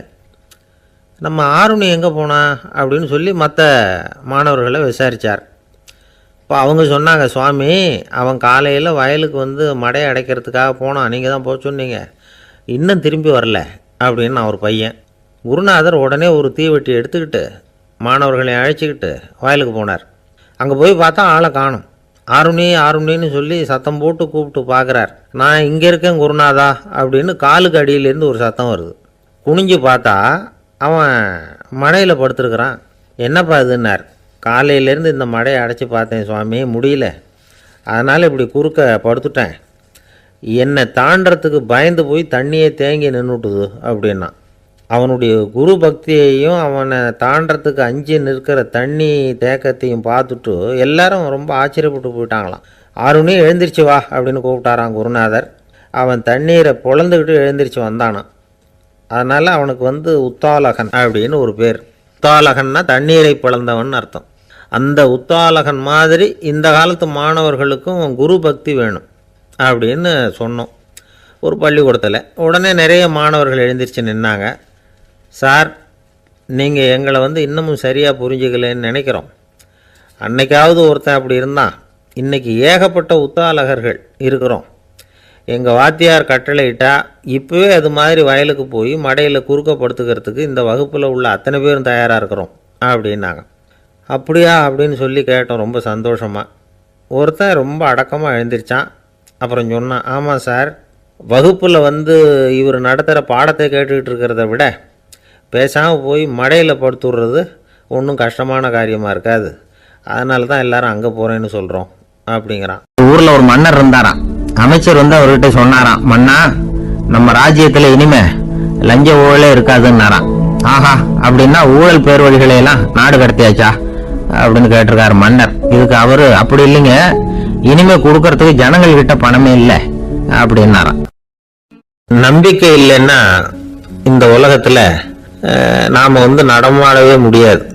அவநம்பிக்கையோடு இருந்துகிட்டு இருந்தா என்னைக்கும் அவஸ்தை தான். நாம் நம்புறது நடக்குதோ இல்லையோ அது வேற விஷயம். ஆனால் எதையும் நம்பி தான் நாம் அடி வைக்க வேண்டியிருக்கு. வேற ஒன்றும் வேணாம், ஒரு லாட்ரி சீட்டு வாங்குறோம், அது எங்கே நமக்கு விழ போகுது அப்படிங்கிற அவநம்பிக்கையோடவா வாங்குறோம். முதல் பரிசு நமக்கு தான் அப்படிங்கிற நம்பிக்கை உள்ளூர இருக்கிறதுனால தான் அதை வாங்குறோம். இருந்தாலும் முடிவு வேற மாதிரி ஆயிடுது. அதுக்காக மனசு சோர்ந்து போறதில்ல, அடுத்த மாசமும் சீட்டு வாங்குறோம். இந்த நம்பிக்கை தான் மனித வாழ்க்கைக்கு ஆதாரம். ஒரு கடையில் போய் டீ சாப்பிட்றீங்க, அந்த டீ நல்ல டீ தானா, அதுல விஷம் கலந்துருக்குமா அப்படிங்கிற சந்தேகம் வந்துட்டுதுன்னு வச்சுங்க. அதுக்கப்புறம் அதை எப்படி நீங்க சாப்பிட முடியும்? நம்பிதான் சாப்பிடணும். ரயில் ஒழுங்கா போய் சேருங்கிற நம்பிக்கை இருக்கிறதுனால தான் அதுல ஏறி உட்காடுறோம். லெட்டர் ஒழுங்கா போய் சேருங்கிற நம்பிக்கை இருக்கிறதுனால தான் பெட்டியில போடுறோம். சரி, நம்ம கதையெல்லாம் நம்மளோட இருக்கட்டும். மனித நம்பிக்கை எந்த அளவுக்கு உறுதியாகவும் அறிவுபூர்வமாகவும் இருக்கணுங்கிறதுக்கு அலெக்சாண்டர் வாழ்க்கையில நடந்த ஒரு சம்பவத்தை உதாரணமா சொல்லலாம். இந்த உலகத்தையே ஜெயிக்கணும்னு புறப்பட்டார் அலெக்சாண்டர். ஒரு கட்டத்துல அவர் சிட்னஸ் நதி கரைக்கு சேர்ந்தார். அந்த சமயத்துல அவருக்கு கடுமையான நோய் வந்துட்டுது. அவர் கூடவே வந்திருந்த கிரேக்க வைத்தியர்கள் என்னென்னமோ முயற்சியெல்லாம் பண்ணி பார்த்தாங்க. இருந்தாலும் அலெக்சாண்டருக்கு வந்திருக்கிறது என்ன நோய்ங்கிறது அவங்களால கண்டுபிடிக்க முடியல. ஏன்னா அந்த பகுதியில் உள்ளவங்களுக்கு மட்டுமே அதிகமா வரக்கூடிய ஒரு வினோதமான நோயா இருந்தது அது. ஆனா அவர் இருக்கிற இடம் எதிரியோட இடம், பாரசீக மன்னனோட ஆளுகைக்கு உட்பட்ட இடம். என்ன பண்றது அப்படின்னு எல்லாரும் யோசனை பண்ணாங்க. பாரசீக மன்னனோட அரண்மனையில் இருக்கிற வைத்தியர் வந்தா இந்த நோயை குணப்படுத்தி விடுவார் அப்படின்னு சொன்னாங்க. இருந்தாலும் எதிரியோட நாட்டில் இருக்கிற வைத்தியரை கூப்பிட்டு எப்படி நம்பி வைத்தியம் பார்க்க சொல்றது அப்படின்னு சொல்லி எல்லாரும் தயங்கினாங்க. ஆனா அலெக்சாண்டர் தயங்கல. பரவாயில்ல, அழைச்சிட்டு வாங்கன்னு விட்டார். உடனே அவரை போய் அழைச்சிட்டு வந்துட்டாங்க. அவர் வந்தாரு. அலெக்சாண்டர் உடம்ப பரிசோதனை பண்ணி பார்த்தார். சரி, இதை குணப்படுத்தி விடலாம், பயப்பட வேண்டியது இல்லை. ஆனா இதுக்கு ஒரு மூலிகை ரசம் தயார் பண்ணி கொடுக்கணும். நான் போய் அதை தயார் பண்ணிட்டு 2 நாள்ல திரும்பி வந்துடுறேன் அப்படின்னு சொல்லிட்டு போனார் அந்த வைத்தியர். அதே மாதிரி 2 நாள்ல திரும்பி வந்தார் மூலிகை ரசத்தோட. இதுக்கு இடையில அலெக்சாண்டரோட தளபதிகள்ல ஒருத்தர் ரகசியமா ஒரு எச்சரிக்கை கடிதம் கொடுத்து அனுப்பியிருக்கிறான். அதை வாங்கி என்ன விஷயம்னு பார்த்தார். இப்போ உங்ககிட்ட வந்திருக்கிற எதிரி நாட்டு வைத்தியரை நம்பாதீங்க, அவன் கொண்டுகிட்டு வந்திருக்கிற மூலிகை ரசத்துல விஷம் கலந்துருக்குது அப்படின்னு அதுல எழுதியிருக்கு. அதை பார்த்தார் அலெக்சாண்டர். இருந்தாலும் கொஞ்சம் கூட அலட்டிக்கல. வைத்தியர் கொடுத்த மருந்தை வாங்கி கடகடன்னு குடிச்சுட்டார். குடிச்சுட்டு அதுக்கப்புறம் அந்த கடிதத்தில் இருந்த விஷயத்தை அந்த வைத்தியர்கிட்ட சொன்னார். வைத்தியர் தகைச்சு போயிட்டார். தன் மேல அலெக்சாண்டர் வச்சிருக்கிற நம்பிக்கையை பார்த்து அவருக்கு ரொம்ப வியப்பு. வைத்தியர் உண்மையிலேயே நல்ல மருந்து தான் கொண்டுட்டு கொடுத்துருக்கிறார், அதுல விஷம்லாம் எதுவும் கலக்கல. அதுக்கப்புறம் அலெக்சாண்டர் அந்த வைத்தியரை பார்த்து சொன்னாராம், நம்பிக்கைங்கிற அச்சாணியை ஆதாரமா வச்சுக்கிட்டு தான் இந்த உலகம் சுத்திக்கிட்டு இருக்குது. எனக்கு எதிரியா இருந்தாலும் பாரசீக மன்னர் ரொம்ப பெரியவர். அப்பேற்பட்ட மன்னருடைய அரண்மனை வைத்தியர் தொழில் நேர்மை இல்லாதவரா இருக்க முடியாது, இருக்க மாட்டார். அப்படி இருந்தா அவரை அரண்மனை வைத்தியரா வச்சிருக்கவே மாட்டாங்க அப்படின்னு நம்பினேன். என்னுடைய நம்பிக்கை வீண் போகல அப்படின்னாராம். இதுதான் மானுட நம்பிக்கைங்கிறது. இந்த காலத்திலயும் இது மாதிரி இந்த மானுட நம்பிக்கையை ரொம்ப சாமர்த்தியமா கையாளுகிற கெட்டிக்காரங்க சில பேர் இருக்கிறாங்க. ஒரு இந்த காலத்து குரு, அவருக்கு ஒரு சிஷ்யன். குரு முன்னாடி அந்த சிஷ்யன் ரொம்ப பணிவா நின்று, குருவே உங்க கையால விஷத்தை கொடுத்தாலும் அதை வாங்கி மடமடன்னு குடிச்சிருவேன் அப்படின்னா. உன்னுடைய குரு பக்தியை மெச்சினேன் அப்படின்னாரு குரு. அதுக்கு அந்த சிஷ்யன், அப்படி இல்லை குருவே, உங்ககிட்ட சிஷ்யனா இருக்கிறத விட உங்க கையால விஷத்தை வாங்கி குடிச்சு விடுறது ரொம்ப நல்லது, அதனாலதான் அப்படி சொன்னேன் அப்படின்னா. ஒரு ஊர்ல ஒரு ராஜா இருந்தார். அவர் அடிக்கடி காட்டுக்கு வேட்டையாட போவார். சில நண்பர்களையும் கூட அழைச்சிக்கிட்டு போவார். காட்டுக்கு போனதும் ஆளுக்கு ஒரு பக்கமா போய் வேட்டையாடுவாங்க. சாயந்தரமா திரும்பி வருவாங்க. மறுநாள் அரண்மனையில் உட்காந்து ஒவ்வொருத்தரும் அவங்க அனுபவங்களை எல்லாம் சொல்லிக்குவாங்க. அவங்க வீரத்துக்கு தகுந்த மாதிரி பரிசை அந்த ராஜா கொடுப்பார். இது மாதிரி ஒரு தடவை எல்லாரும் வேட்டைக்கு போயிட்டு திரும்பி வந்ததும் உட்காந்து பேச ஆரம்பிச்சிருக்கிறாங்க. ஒருத்தன் சொன்னா தன்னுடைய வீர செயலை பத்தி அளக்க ஆரம்பிச்சுட்டான். ஏன்னா அது எதுக்கு பரிசு கிடைக்க போகுதுல்ல, அதனால. அவன் என்ன சொன்னான் தெரியுமா? அரசே, நேற்றுக்கு காட்டுல என்ன ஆச்சு தெரியுமா? எனக்கு நேரா ஒரு சிங்கம் வாயை திறந்துட்டு வந்துட்டுது. நான் பயப்படவே இல்லை. உடனே ஒரு கல்லை எடுத்து குறி பார்த்து வீசினேன். சிங்கத்து வாய்க்குள்ள போய் அந்த கல்லு மாட்டிக்கிட்டுது. அவ்வளவுதான். அந்த சிங்கம் என்னை பார்த்துட்டு பயந்துட்டு ஒரே ஓட்டமா திரும்பி ஓடி போயிட்டுது அப்படின்னா. ஆஹா பலே அப்படின்னு எல்லாரும் கை தட்டினாங்க. 2வது ஆள் ஒருத்தன் எழுந்திரிச்சான். அவன் சொல்ல ஆரம்பிச்சான், அரசே, நான் போன வழியில 2 பெரிய மலைப்பாம்பு கிடந்தது. என்னை மூழ்கிறதுக்கு வந்தது. நான் என்ன பண்ணேன் தெரியுமா? அந்த 2 பாம்போட வாலையும் ஒன்னா சேர்த்து முடிச்சு போட்டுட்டேன். அவ்வளவுதான். அது அங்க இழுக்க, இது இங்க இழுக்க, முடிச்சு நல்லா எரிய போட்டுது அப்படின்றான். ஆஹா அற்புதம்னு சொல்லி எல்லாரும் கை தட்டினாங்களாம். அடுத்தபடியா 3வது ஆள் ஒருத்தன் வந்தான். அவன் சொல்ல ஆரம்பிச்சான், மன்னா, நான் போன பாதையில் குறுக்க ஒரு ஆறு, அதில் இறங்கி குளித்தேன். யாரோ காலை பிடிச்சி இழுக்கிறது மாதிரி இருந்தது. திரும்பி பார்த்தா ஒரு பெரிய முதலை. நான் உடனே அப்படியே ஒரு துள்ளல் துள்ளி அது முதுகில் போய் உக்காந்துக்கிட்டேன். அதை அப்படியே கரைக்கு நீந்த வச்சேன். கரைக்கு வந்து சேர்ந்ததும் அப்படியே ஒரே துள்ளி குதிச்சு கரைக்கு வந்துட்டேன் அப்படின்றான். அவன் தன்னுடைய வீரத்தை அப்படி சொல்லியிருக்கான். அடடா, எப்பேற்பட்ட வீரம் அப்படின்னு எல்லாரும் கை தட்டினாங்களாம். 4வது ஆள் எழுந்திரிச்சான். மன்னா, நான் போன இடத்துல ஒரு கரடி வந்து என்னை துரத்த ஆரம்பிச்சுட்டுது. நான் ஒரு மலை உச்சிக்கு வந்துட்டேன். அதுக்கப்புறம் ஒரு அடி எடுத்து வச்சாலும் அதில் பாதாளத்தில் விழ வேண்டியது தான். அந்த நேரம் பார்த்து ஒரு பெரிய ராட்சச கழுகு அந்த பக்கமாக பறந்து வந்தது. நான் உடனே அப்படியே உயர எழும்பி அந்த கழுகோட காலை பிடிச்சிக்கிட்டேன். அப்படியே தொங்கிக்கிட்டே வந்தேன். ஒரு நல்ல இடம் வந்ததும் தொப்புன்னு கீழே குதிச்சு நடந்து வந்துட்டேன். இதுக்கும் எல்லாரும் கை தட்டுறாங்க. கடைசியாக ஒரு ஆள் எழுந்திரிச்சான். அரசே, நான் வந்து போன வழியில் ஒரு பெரிய யானை குறுக்க வந்தது. பயங்கரமாக சத்தம் போட்டுக்கிட்டே வந்தது. நான் பயந்து ஓடலை.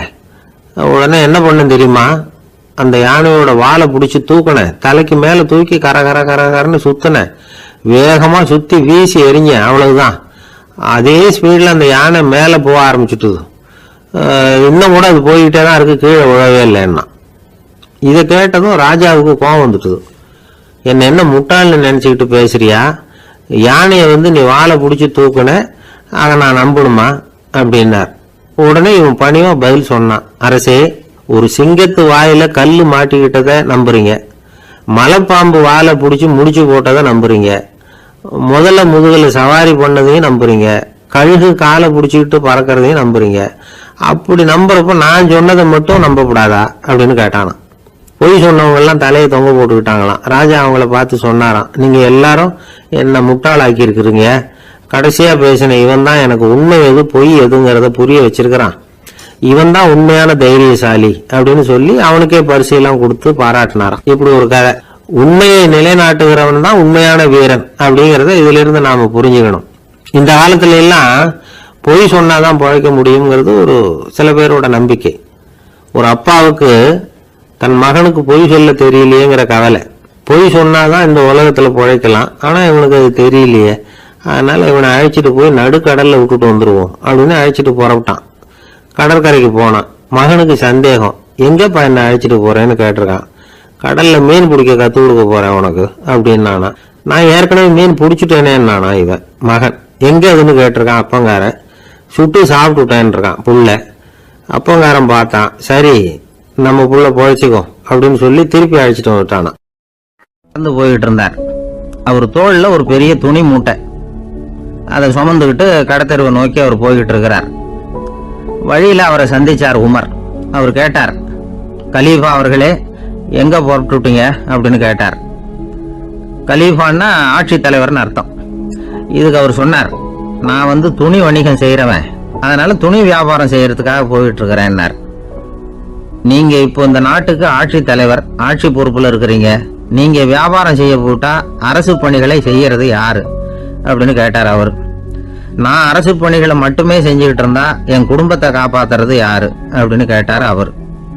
இப்படி கேட்டவர் யாரு தெரியுமா? அவர் தான் அபூபக்கர், இறை தூதர் முகமது அவர்களுக்கு பிறகு கலீஃபாவாக தேர்ந்தெடுக்கப்பட்டவர்.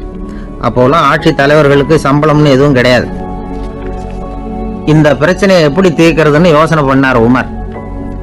அபு உபைதா அவர்கள்கிட்ட அழைச்சிட்டு போனார். அவர் யாருன்னா, அவர் தான் பொது நிதி கருவூலத்தின் பொறுப்பாளர். அவர்கிட்ட பிரச்சனையை சொன்னார். இது மாதிரி ஆட்சி தலைவருக்கு பொது நிதியிலிருந்து ஊதியம் அளிக்க முடியுமான்னு கேட்டார். பொது நிதி விதிகளின்படி அதுக்கு சாத்தியம் இல்லைன்னு சொல்லிவிட்டாரு அவரு. சரி, வேற ஏதாவது வழி இருக்குதான்னு கேட்டார் உமர். அபு உபைதா கொஞ்சம் யோசனை பண்ணி பார்த்தார். அப்புறமா சொன்னார், மக்காவில இருந்து மதீனாவுக்கு குடிபெயர்ந்து வந்த அகதிகளுக்கு நிதி உதவி அளிக்கிறதுக்கு விதிகள்ல இடம் இருக்கு. அப்படி பார்த்தா அபூபக்கரும் அகதி தானே, அதனால எல்லா அகதிகளுக்கும் கொடுக்கறது மாதிரியே அவருக்கும் ஒரு தொகை அளிக்கலாம்னார். கலீஃபா அபூபக்கருக்கு இந்த அகதி உதவி தொகையைத்தான் கொடுத்துட்டு வந்தாங்களாம். குடும்ப செலவுக்கு அது போதுமானதா இல்லை. இருந்தாலும் கலீஃபாங்கிறதுக்காக மற்ற அகதிகளை விட அதிகமா தொகையை பெற அவர் விரும்பல. மார்பு பக்கம் கிழிஞ்சிருந்த ஒரு மேலாடையை தான் அவர் அணிஞ்சிருந்தார். அவருடைய துணைவியார் அஸ்மா, அவங்க ஒரு நாள் தேன் இருந்து ஆசையா இருக்குன்னாங்களாம். நமக்கு கிடைக்கிற ஊதியம் குடும்ப செலவுக்கே போதுமானதா இல்லையே, இந்த நிலையில தேன் வாங்கறதுக்கு காசுக்கு நான் எங்க போவேன் இருக்காரு அவரு. கொஞ்ச நாள் கழிச்சு அவங்க ஒரு தொகையை அவர்கிட்ட கொடுத்து தேன் வாங்கிட்டு வர சொன்னாங்களாம். இவருக்கு ஆச்சரியம், ஏது இந்த பணம்னு கேட்டிருக்காரு. நீங்க தினமும் குடும்ப செலவுக்காக கொடுத்துக்கிட்டு வந்த பணத்துல கொஞ்சம் கொஞ்சமா மிச்சப்படுத்தி வச்சேன்னாங்களாம். அபூபக்கர் அந்த பணத்தை எடுத்துக்கிட்டு நேரா பொது நிதி கருவூல பொறுப்பாளர்கிட்ட போனார். இந்த பணத்தை பொது நிதியில சேர்த்துருங்க, இது அதிகப்படியா எனக்கு தரப்பட்டு வந்த ஊதியம், அடுத்த மாசத்துல இருந்து இந்த தொகையை குறைச்சிங்கன்னு வேற சொல்லிவிட்டாராம். பசியை தணிக்க தேவையான அளவு உணவு, ஒரு ஜோடி உடை, இதை தவிர கூடுதலா மக்கள் பொது நிதியிலிருந்து வாங்கிக்கிறதுக்கு என் குடும்பத்தாருக்கு உரிமை இல்லை அப்படின்னு சொல்லி கண்டிப்பா சொல்லிவிட்டாராம். அவர் வாங்கிட்டு வந்த இந்த குறைந்த ஊதியம் கூட அவர் மனசை உறுத்திக்கிட்டே இருந்தது. கடைசி நேரம் அவர் தம்முடைய மகள் ஆயிஷா அவர்களை அழைச்சார். மகளே, இதுவரைக்கும் பொது நிதியிலிருந்து நான் வாங்கிட்டு வந்த தொகை என்னுடைய இதயத்துல பாரமா அழுத்திக்கிட்டு இருக்கு. என் தோட்டத்தை வித்து அதுல வர்ற பணத்திலிருந்து நான் இதுவரைக்கும் வாங்கிட்டு வந்த ஊதிய தொகையை கணக்கு போட்டு பொது நிதியில சேர்த்துடு அப்படின்னாராம். பதவி ஏற்கிறதுக்கு முன்னாடி தன்கிட்ட இருந்ததை விட இப்ப கூடுதலா என்ன சொத்து இருக்குன்னு பார்த்திருக்கார். ஒரு ஒட்டகம், ஒரு கோப்பை, ஒரு பணியாள், இதையும் அடுத்தபடியா கலீஃபாவா வர்றவர்கிட்ட ஒப்படைச்சிருங்க அப்படின்னு விட்டாராம். அதே மாதிரி அடுத்து வந்த உமர் கிட்ட ஒப்படைச்சாங்க. அப்போ உமர் சொன்னாராம், அபூபக்கரே, இந்த முன்மாதிரியால உங்களுக்கு பிறகு இந்த ஆட்சி பொறுப்பை ஏற்கிறவர்களை பெரும் நெருக்கடிக்கு ஆளாகி விட்டீங்க அப்படின்னு சொல்லி ரொம்ப கண் கலங்கினாராம். கடைசியா அபூபக்கர் தன்னுடைய குடும்பத்தாருக்கு விட்டு சென்ற சொத்து ஒரு படுக்கை விரிப்பு, ஒரு போர்வை, அவ்வளவுதான். இது சிந்திக்க வேண்டிய ஒரு செய்தி. இணை புரியாத 2 நண்பர்கள் இருந்தாங்களாம். 2 பேரும் விடாம சிகரெட் குடிக்கிறவங்க. அதுல ஒருத்தன் செத்து போட்டான். இன்னொருத்தன் அதுக்கப்புறம் 2 சிகரெட்டா குடிக்க ஆரம்பிச்சானா. ஏன் இப்படி பண்றேன்னு கேட்டிருக்காங்க. நான் ஒரு சிகரெட்டு தான் குடிக்கிறேன், செத்து போன என்னுடைய ஃப்ரெண்டு இருக்கானே, செத்து போனவன், அவனுக்காக இன்னொரு சிகரெட்டு குடிக்கிறேன் அப்படின்னு நானா. இது ரொம்ப ஆபத்து, விட்டுடு அப்படின்னு சொல்லியிருக்காங்க. சரின்னு ஒத்துக்கிட்டான். ஆனா அதுக்கப்புறமும் ஒரு சிகரெட் வேகமா குடிச்சுக்கிட்டே இருந்தான். சிகரெட் பழக்கத்தை நீ இன்னும் விடலையான்னு கேட்டாங்களாம். அந்த பழக்கத்தை நான் எப்போ விட்டுட்டேன், இப்ப நான் குடிக்கிறது என் ஃப்ரெண்டுக்காக அப்படின்னு நானா. இவங்கெல்லாம் எப்படி திருந்துறது? ஒரு பள்ளிக்கூடம் வகுப்பு நடந்துகிட்டு இருக்கு. ஆசிரியர் பாடம் நடத்திக்கிட்டு இருக்கிறார். நடத்தி முடிச்ச உடனே கேட்டார், மாணவர்களே, இதுவரைக்கும் நான் நடத்தின பாடத்துல உங்களுக்கு ஏதாவது சந்தேகம் இருக்கா அப்படின்னு கேட்டார். அப்புறம் ஒவ்வொருத்தரா கேட்டார். ஒரு மாணவன் எழுந்திருச்சான். சார், எனக்கு சந்தேகம் எதுவுமே இல்லைன்னா. ஏன்னு கேட்டார். ஏன்னா எனக்கு நீங்க நடத்தின பாடம் தெளிவா புரிஞ்சுட்டுது, அதனால சந்தேகம் வரலன்னா. இன்னொரு மாணவன் எழுந்திருச்சான். சார், எனக்கும் சந்தேகம் எதுவும் இல்லைன்னா. ஏண்டான்னு கேட்டார். ஏன்னா எனக்கு நீங்க நடத்தின பாடம் எதுவுமே புரியல, அதனால சந்தேகம் வரல அப்படின்னா. இந்த இடத்துல நாம கொஞ்சம் சிந்திச்சு பார்க்கணும். இந்த உலகத்துல எல்லாம் புரிஞ்ச ஒருத்தனுக்கும் சந்தேகம் வராது, எதுவுமே புரியாத ஒருத்தனுக்கும் சந்தேகம் வராது. அறகுறையா புரிஞ்சுக்கிட்டவன் இருக்கான் பாருங்க, அவனுக்கு தான் அடிக்கடி சந்தேகம் வரும். ஆக மாணவர்களை இந்த 3 வகையா பிரிக்கலாம். அதே மாதிரி தான் மனிதர்களையும் 3 வகையா பிரிக்கிறாங்க ஆன்மீகவாதிகள். ஒரு ஆன்மீக பெரியவர் என்ன சொல்றாரு தெரியுமா? இந்த உலகத்துல 3 வகையான மனிதர்கள் இருக்கிறாங்களாம். முதல் வகை எப்படி தெரியுமா? இவங்களுக்கு எதையும் தெரிஞ்சுக்கணுங்கிற அவசியமே கிடையாது. ஏன்னா அவங்களுக்கு எல்லாமும் தெரியும். இவங்க ஞானத்தின் முழு வடிவா இருக்கிற காரணத்தினால அவங்களுக்கு எந்த சந்தேகமும் இல்லை, எந்த கேள்விகளும் கிடையாது. இந்த நிலையில இருக்கிறவன் கிருஷ்ணன். எல்லாத்துக்கும் விட தெரிஞ்சுக்கிட்ட நிலையில அவன் விடையாக மாறிவிட்டான் அப்படின்னு சொல்லுவாங்க. 2வது நிலையில இருக்கிறவன் அர்ஜுனன். இவனுக்கு எப்ப பார்த்தாலும் கேள்விதான், சந்தேகம்தான். பதில் சொல்ல சொல்ல அவனுக்கு இருக்கிற சந்தேகமும் அதிகமாகிட்டே இருக்கும், குறையவே குறையாது. அர்ஜுனன் மாதிரி உள்ளவங்க எப்பவும் கேள்வி கேட்டுக்கிட்டே இருப்பாங்க. ஒரு கேள்விக்கு விட கிடைச்சுட்டுன்னு வைங்க, உடனே இன்னொரு கேள்வி அவங்க கிட்ட இருந்து வரும். கிருஷ்ணனுடைய நிலை எப்படின்னா அது கேள்விகளே அற்ற ஒரு நிலை. அர்ஜுனனுடைய நிலை எப்படின்னா அது கேள்விகளை தவிர வேறு எதுவும் அற்ற ஒரு நிலை. இவங்களை தவிர இன்னொரு ஆள் இருக்கிறான், அவனுக்கும் கேள்விகள் அற்ற ஒரு நிலை தான். அவன் யாருன்னா துரியோதனன். இவனுக்கு தெரிஞ்சுக்கணுங்கிற எண்ணமே சுத்தமா கிடையாது. ஆவலே இல்லைங்கிறதுனால அதை புரிஞ்சுக்கணுங்கிற அவசியமும் இல்லை. அதனால அவனுக்கு கேள்விகள் அற்ற ஒரு நிலையில அவன் இருந்துகிட்டு இருக்கிறான். எல்லா பதிலும் தெரிந்து கொண்ட நிலையில கிருஷ்ணனும் கேள்விகள் அற்ற நிலையில இருக்கிறான். தெரிஞ்சுக்கணுங்கிற ஆவலே இல்லாத துரியோதனனும் கேள்விகள் அற்ற நிலையிலே இருக்கிறான். இப்படியும் இல்லாம அப்படியும் இல்லாம 2ம் கெட்டா நிலையில இருக்கிறானே, அவன் தான் அர்ஜுனன். அதனால பெரியவங்கள்லாம் என்ன சொல்றாங்கன்னா, இந்த உலகத்துல அர்ஜுனன்களா இருக்கிறவங்க ஒண்ணு துரியோதனனா மாறிடணும், இல்லைன்னா கிருஷ்ணனா மாறிடணும். இதை தவிர வேற வாய்ப்பு இல்லை. துரியோதனன் மாதிரி உள்ளது விலங்கு நிலை, கிருஷ்ணன் மாதிரி உள்ளது தெய்வ நிலை. அர்ஜுனன் விலங்காவும் ஆக முடியல, தெய்வமாவும் ஆக முடியல. இப்படி ரெண்டும் கெட்டானா இருக்கிற வரைக்கும் இந்த கேள்விகளும் பிரச்சனைகளும் இருந்துகிட்டே தான் இருக்கும். இதுதான் பெரியவர்கள் சொல்லுகிற அனுபவ உண்மை. ஒரு ஆசிரியர் ரொம்பவும் விரிவா விளக்கமா பாடம் நடத்தின பிறகு, மாணவர்களே ஏதாவது சந்தேகம் இருந்தா கேளுங்கன்னாராம். ஒரு மாணவன் எழுந்திருச்சான். சார், எனக்கு ஒரு சந்தேகம்னா. என்னன்னு கேட்டார். இது வரைக்கும் என்ன பாடம் சார் நடத்துனீங்க அப்படின்னா அந்த பையன். ஒரு ஊர்ல 2 சகோதரர்கள், அதாவது அண்ணனும் தம்பியும். அந்த 2 பேர்ல அண்ணனுக்கு கல்யாணம் ஆயிட்டுது, தம்பிக்கு கல்யாணம் ஆகல. வேணாம்னு இருந்துட்டான். அவங்க 2 பேருக்குமே சொந்தமா கொஞ்சம் நிலம் இருந்தது. அது எப்படிப்பட்ட நிலம்னா நல்ல விளையக்கூடிய நிலம். அப்பா விட்டுட்டு போன சொத்து. தனித்தனியா விவசாயம் பண்ணிட்டு இருக்கிறாங்க. அண்ணங்காரன் கல்யாணம் ஆனவன். அவன் என்ன நினைப்பான்னா, நமக்கு மனைவி மக்கள் இருக்கிறாங்க, அதனால கடைசி காலத்துல நம்மளை காப்பாத்துறதுக்கு பிள்ளைங்க இருக்கிறாங்க, அதாவது முதுமையில நமக்கு பாதுகாப்பு உண்டு. ஆனா என் தம்பிக்கு தான் யாருமே இல்ல. அவன் கல்யாணமே பண்ணிக்கல, தனி ஆள். அவனுக்கு வயசானா அவனை கவனிக்கிறதுக்கு யாருமே இல்லையே. அதனால அவன் தான் அதிகமா பணம் சேர்க்கணும், அதுக்கு நாம தான் எப்படியாவது உதவி பண்ணணும் அப்படின்னு அண்ணங்காரன் நினைப்பான். அதுக்காக என்ன செய்யலாம்னு யோசனை பண்ணுவான். ஒரு நாள் ராத்திரி ஒரு சாக்கு நிறைய நெல்லை போட்டு எடுத்து கட்டிட்டான். கட்டி தூக்கிட்டு போறான். தம்பி வீட்டுக்கு பின்பக்கம் இருந்த களஞ்சியத்துல நெல்லை கொட்டி விட்டு பேசாம திரும்பி வந்துட்டான். அவனுக்கு தெரியாம இதை செஞ்சுட்டான். ஏன்னா தம்பி கிட்ட நேரடியா கொடுத்தா வாங்கிக்க மாட்டான். அதனால இப்படி ரகசியமா போய் அவனுக்கு தெரியாமலே அவன் வீட்டு களஞ்சியத்துல தானியத்தை கொட்டி விட்டு திரும்பி வந்துட்டான். இதே மாதிரி அடிக்கடி பண்ணிட்டு இருக்கிறான் அவனுக்கு தெரியாம. ஆனா இதே நேரத்துல தம்பிக்காரன் என்ன யோசனை பண்ணான் தெரியுமா? நாம தனி ஆளு, ஆனா அண்ணன் குடும்பம் பெருசு, அதனால எனக்கு அதிகமா எதுவும் தேவையில்லை, அண்ணனுக்கு தான் தேவை அதிகம். குடும்பத்துல உள்ளவங்களை எல்லாம் காப்பாத்தணும், அவருக்கு தான் நாம ஏதாவது உதவி பண்ணணும்னு நினைச்சான்.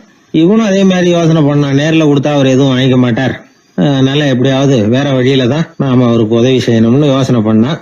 அதனால இவனும் ராத்திரியோட ராத்திரியா ஒரு சாக்கு நிறைய தானியத்தை கொட்டி கட்டி எடுத்துக்கிட்டான். அண்ணனோட களஞ்சியத்துல கொட்டி விட்டு கம்முன்னு திரும்பி வந்துட்டான். இதே மாதிரி இவனும் அடிக்கடி செஞ்சுக்கிட்டு இருந்தான்.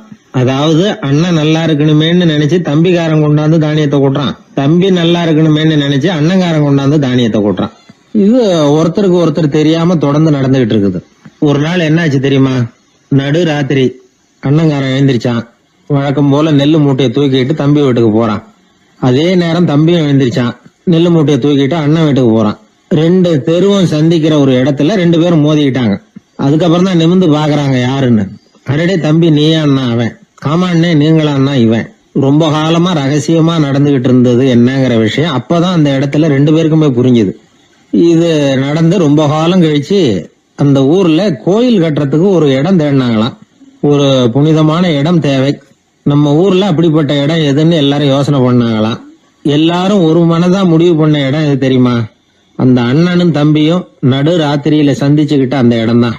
அதுதான் புனிதமான இடம் அப்படின்னு முடிவு பண்ணாங்க. அந்த இடத்துலதான் கோயிலையும் கட்டினாங்களாம். கடவுளை வணங்குகிறவர் வணங்காதவர் அப்படிங்கிற அடிப்படையில சமயத்தை கண்டறிவதில்லை, அன்பு செலுத்துகிறவர் செலுத்தாதவர் அப்படிங்கிற 2 வகையினரில் தான் சமயம் கண்டறியப்படுகிறது அப்படிங்கிறது பெரியவர்கள் கருத்து. இந்த காலத்துல எல்லாம் சகோதர பாசம் இப்படியா இருக்குது. ஒருத்தன் சொன்னான், எங்க வீட்டுல பங்கு பிரிச்சப்போ எனக்கு எதுவுமே வேணாம், எல்லாத்தையும் எங்க அண்ணங்கிட்டே கொடுத்துருங்கன்னு சொல்லிவிட்டேன் அப்படின்னா ரொம்ப பெருமையா. பரவாயில்லையே, உங்க அப்பா விட்டுட்டு போனது எவ்வளவு இருக்கும்னு. அது என்ன சுமாரா ஒரு 50,000 இருக்கும்னா. என்ன சொத்தான்னு கேட்டேன். இல்லைங்க கடன் அப்படின்னா. அதனாலதான் கடன் இருக்குங்கிறதுனாலதான் அண்ணங்கிட்டே கொடுத்துருங்க அப்படின்னு தாராளமா சொல்லிவிட்டு வந்திருக்கிறான். இப்படி இருக்குது சகோதர பாசம். ஆனா பாசம்ங்கிறது ரொம்ப உயர்வானது. அது அண்ணன் தம்பிகள் எப்படி இருக்கணும் அப்படிங்கறதுக்கு அந்த அபூர்வ சகோதரர்கள் ஒரு உதாரணம். குடும்பத்துல மற்றவர்கள்ட்ட நேசத்தோடையும் பாசத்தோடையும் பழகினாதான் வாழ்க்கை இனிமையா அமையும். கல்யாணத்துக்கு போயிருந்தியே, எப்படி இருந்ததுன்னு கேட்டார் ஒருத்தர். எப்படி இருந்தது? சாப்பாடு சரியில்லை, சாம்பார்ல உப்பு பத்தல, இப்படியே அடுக்கிக்கிட்டே போனார் அடுத்தவர். இது ஒரு மனித சுபாவம். எப்பவுமே எதிர்மறையான செய்திகளை பேசுறதுலதான் மனிதனுக்கு ஆர்வம் அதிகம். எது சரியில்லைங்கிறத சொல்றதுக்கு தான் அவன் ஆசைப்படுறான், எது சரியா இருந்ததுங்கிறத சொல்றதுக்கு அவன் ஆசைப்படுறது இல்ல. இப்ப எல்லாரும் சொல்லுவாங்களே, ஒரு பெரிய வெள்ளைத்தாள்ல நடுவுல ஒரு சின்ன கருப்பு புள்ளிய வைங்க, அத ஒருத்தர்கிட்ட காட்டி இது என்னன்னு கேட்டா கருப்பு புள்ளின்னு தான் சொல்லுவார். ஒரு சின்ன கருப்பு புள்ளியத்தான் அவர் கவனிக்கிறார். அந்த புள்ளியை சுற்றி இருக்கிற விசாலமான வெள்ளை பகுதியை அவர் கவனிக்கிறது இல்ல. இது மனித இயல்பு. ஒரு கண்ணாடி முன்னாடி போய் நிக்கிறோம், முகத்தை பாக்குறோம். கொஞ்சம் யோசனை பண்ணி பாருங்க. முகத்துல நமக்கு பிடிக்காத பகுதியை தான் முதல்ல கவனிப்போம். கன்னத்துல ஒரு பரு இருந்ததுன்னா அதுதான் முதல்ல நம்ம கண்ணுல படும். கருப்பா ஒரு மச்சம் இருந்தா அதைத்தான் நாம முதல்ல கவனிக்கிறோம். ஒரு சின்ன காயம் இருந்ததுன்னா ரொம்ப கவனிச்சு கூர்ந்து பாக்குறோம். அதை சுற்றி இருக்கிற அழகான பகுதிகள் எல்லாம் அதுக்கு அப்புறம் தான். அவ்வளவு தூரத்துக்கு ஏன்? காலையில ஒரு செய்தித்தாளை கையில எடுத்து புரட்டுறீங்க. எதிர்மறையான செய்திகளை தான் முதல்ல பாக்குறோம். ஆக்கப்பூர்வமான செய்திகள்லாம் அதுக்கப்புறம் தான். எதிர்மறையான செய்திகள் தான் பத்திரிகைகளின் விற்பனையை உயர்த்துது.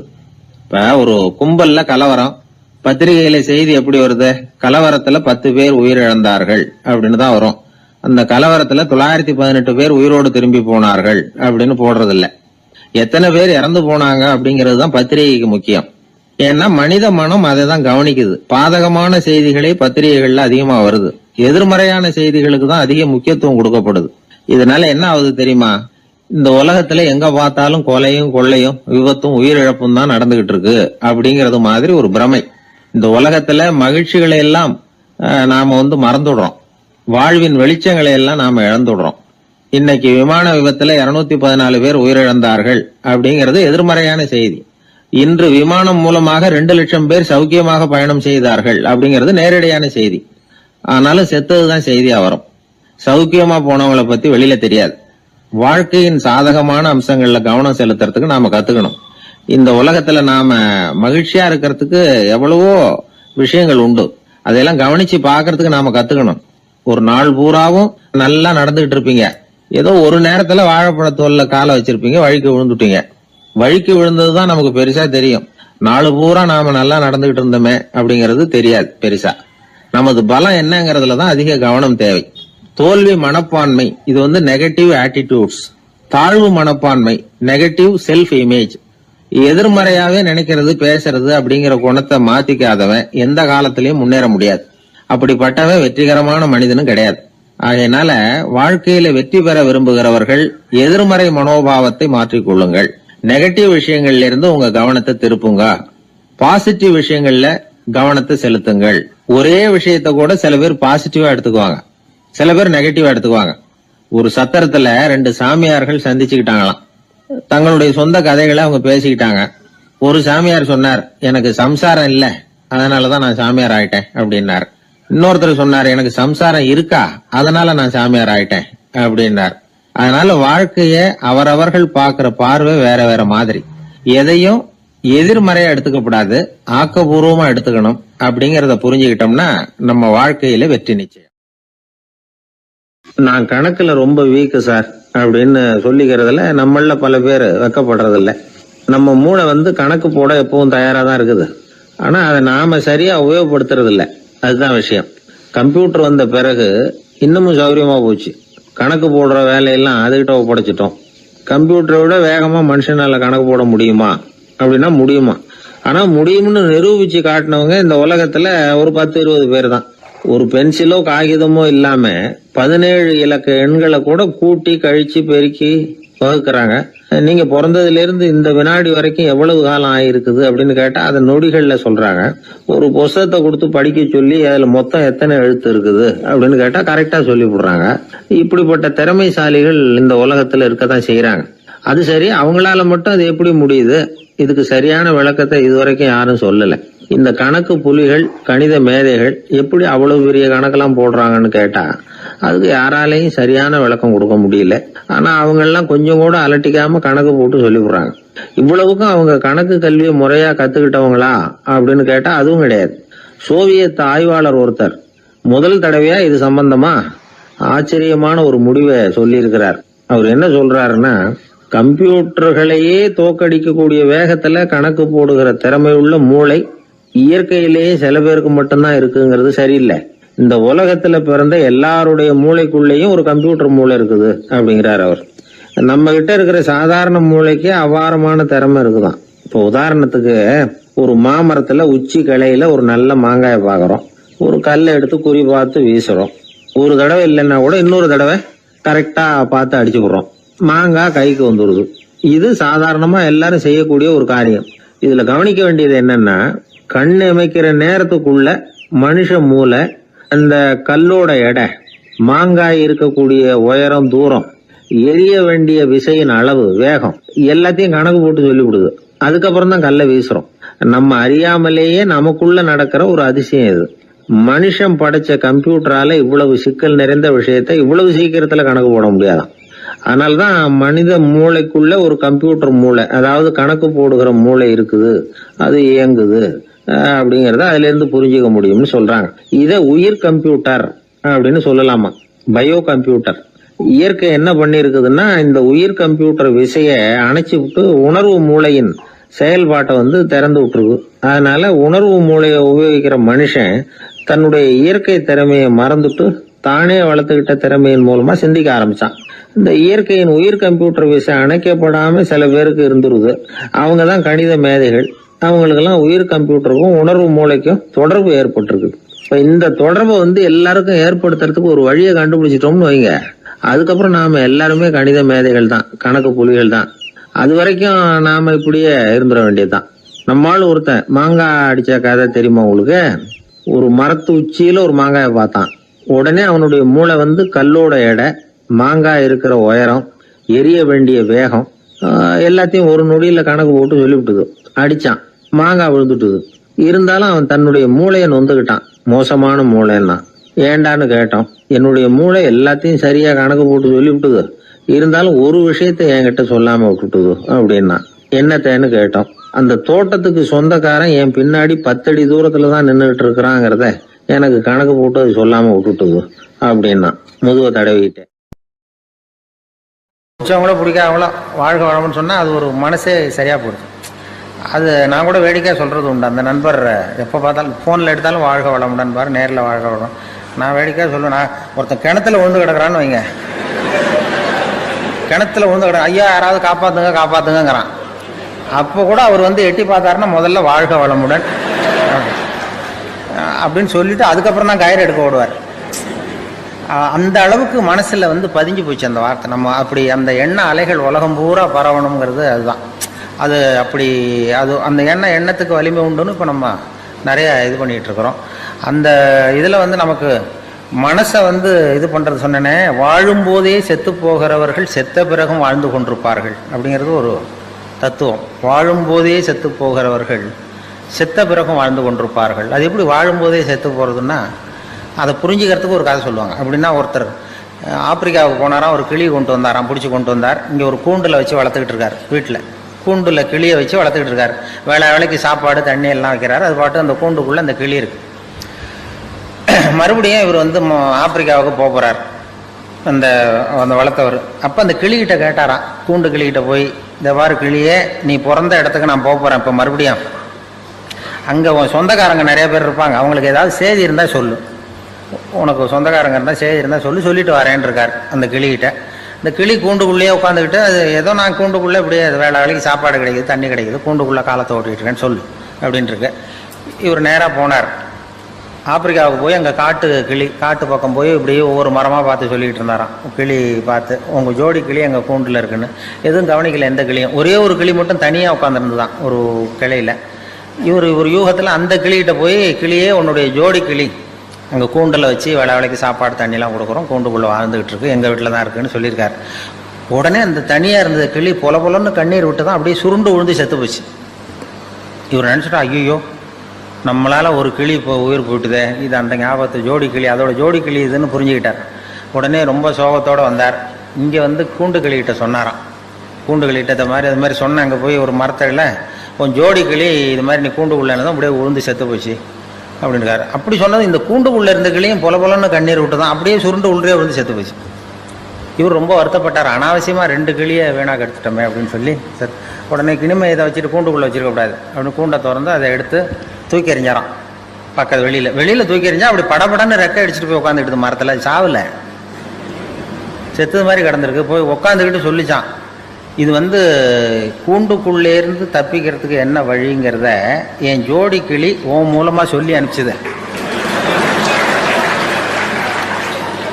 அதுவும் அங்கே சாவல, உயிரோட தான் இருக்கு. கூண்டுக்குள்ளேருந்து நீ தப்பிக்கணும்னா செத்தது மாதிரி நடி.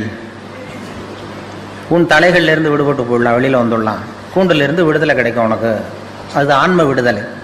அதனால் அந்த கிளி வாழும்போதே செத்து போனது, இப்பொழுது செத்த பிறகும் வாழ்ந்து கொண்டிருக்கிறது.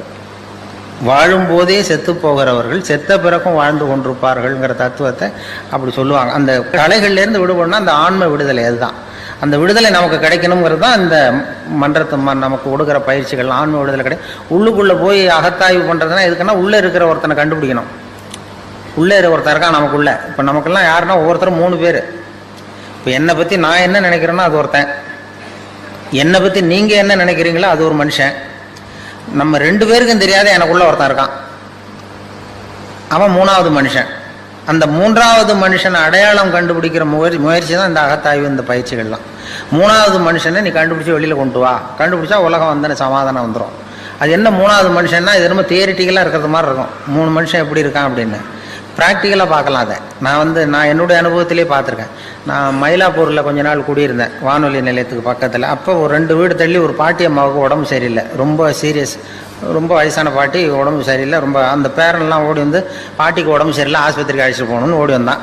உடனே நான் ராத்திரி 12 மணி இருக்கும், ஓடி போய் அந்த பாட்டி ஒரு பக்கத்தில் ஒரு ஆட்டோ ரிக்ஷா ஸ்டாண்ட் இருந்தது, அதில் போய் ஒரு பையன் தூங்கிட்டு இருந்தான், எல்லாம் தூங்கிட்டானோ, ஒரு பையன் தூங்கிட்டு இருந்தான். ஆட்டோ டிரைவர், எழுந்திருப்பா, பாட்டியை ஆஸ்பத்திரிக்கு கொண்டு போகணுன்னு. இப்போலாம் வர முடியாது சார், காலையில் பார்த்துக்கலாம் அப்படின்னா.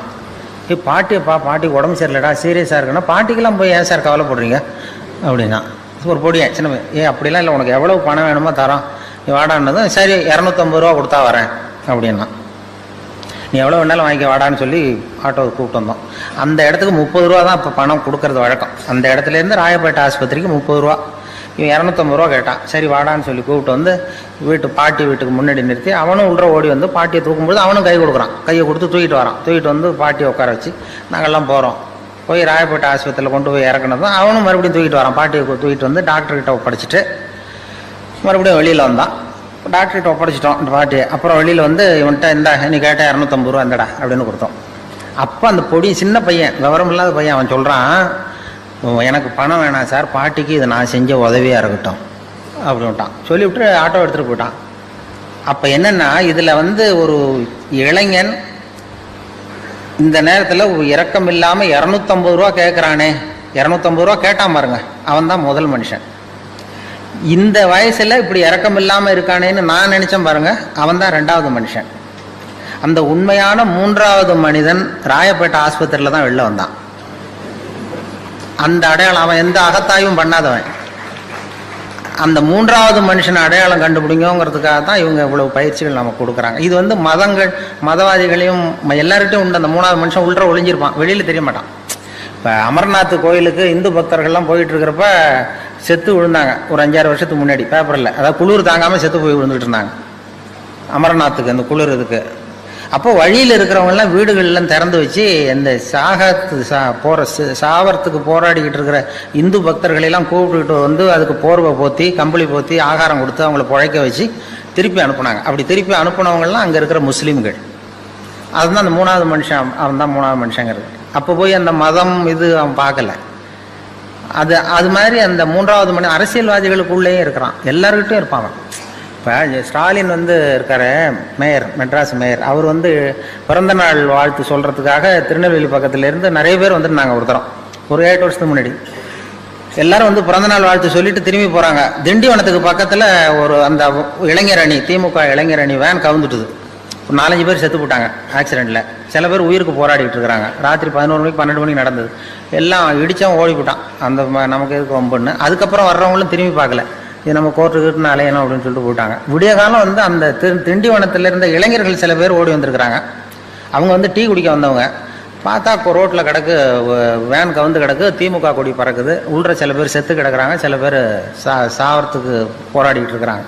இந்த இளைஞர்கள் டீ குடிக்க வந்த பசங்க ஓடி போய் அவங்கள பார்த்து உடனே அவங்கள பிடிச்சி இழுத்து காப்பாற்றி கொண்டு போய் ஆஸ்பத்திரியில் சேர்த்து அவங்களுக்கு வேண்டிய வைத்திய வசதியெல்லாம் பண்ணி கொடுத்து குடும்பத்திலேருந்து எல்லாம் குணம் கொடுத்து அப்புறம் அவங்க ஊருக்கு தந்தி கொடுத்து எல்லாரையும் வரவழைச்சி பரிபூர்ணமாக குணப்படுத்தி வீட்டுக்கு அனுப்புகிற வரைக்கும் அந்த இளைஞர்கள் துணையாக இருந்தாங்களாம். இதில் என்ன விஷயம்னா, அந்த கவிழ்ந்த அடிபட்டவன் பூரா திமுக இளைஞரணி, அதை காப்பாற்றினவங்க பூரா அதிமுக இளைஞரணி. அப்போ கேட்டாங்களாம், இது என்னடா அந்த கட்சிக்கு போய் நீ உதவி பண்ண, நமக்கு விரோதி இல்லையான்னு கேட்டிருக்கான் அந்த இவரை, இளைஞரணி தலைவர். கட்சி என்னடா கட்சி, மனுஷனை விட கட்சியாக முக்கியம் அப்படின்னாராம்.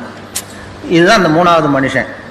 மதவாதிகளுக்குள்ளேயும் இருக்கிறான், அரசியல்வாதிக்குள்ளேயும் இருக்கிறான், விவரம் தெரியாத ஒரு ஆட்டோ டிரைவர் உள்ளேயும் இருக்கிறான்.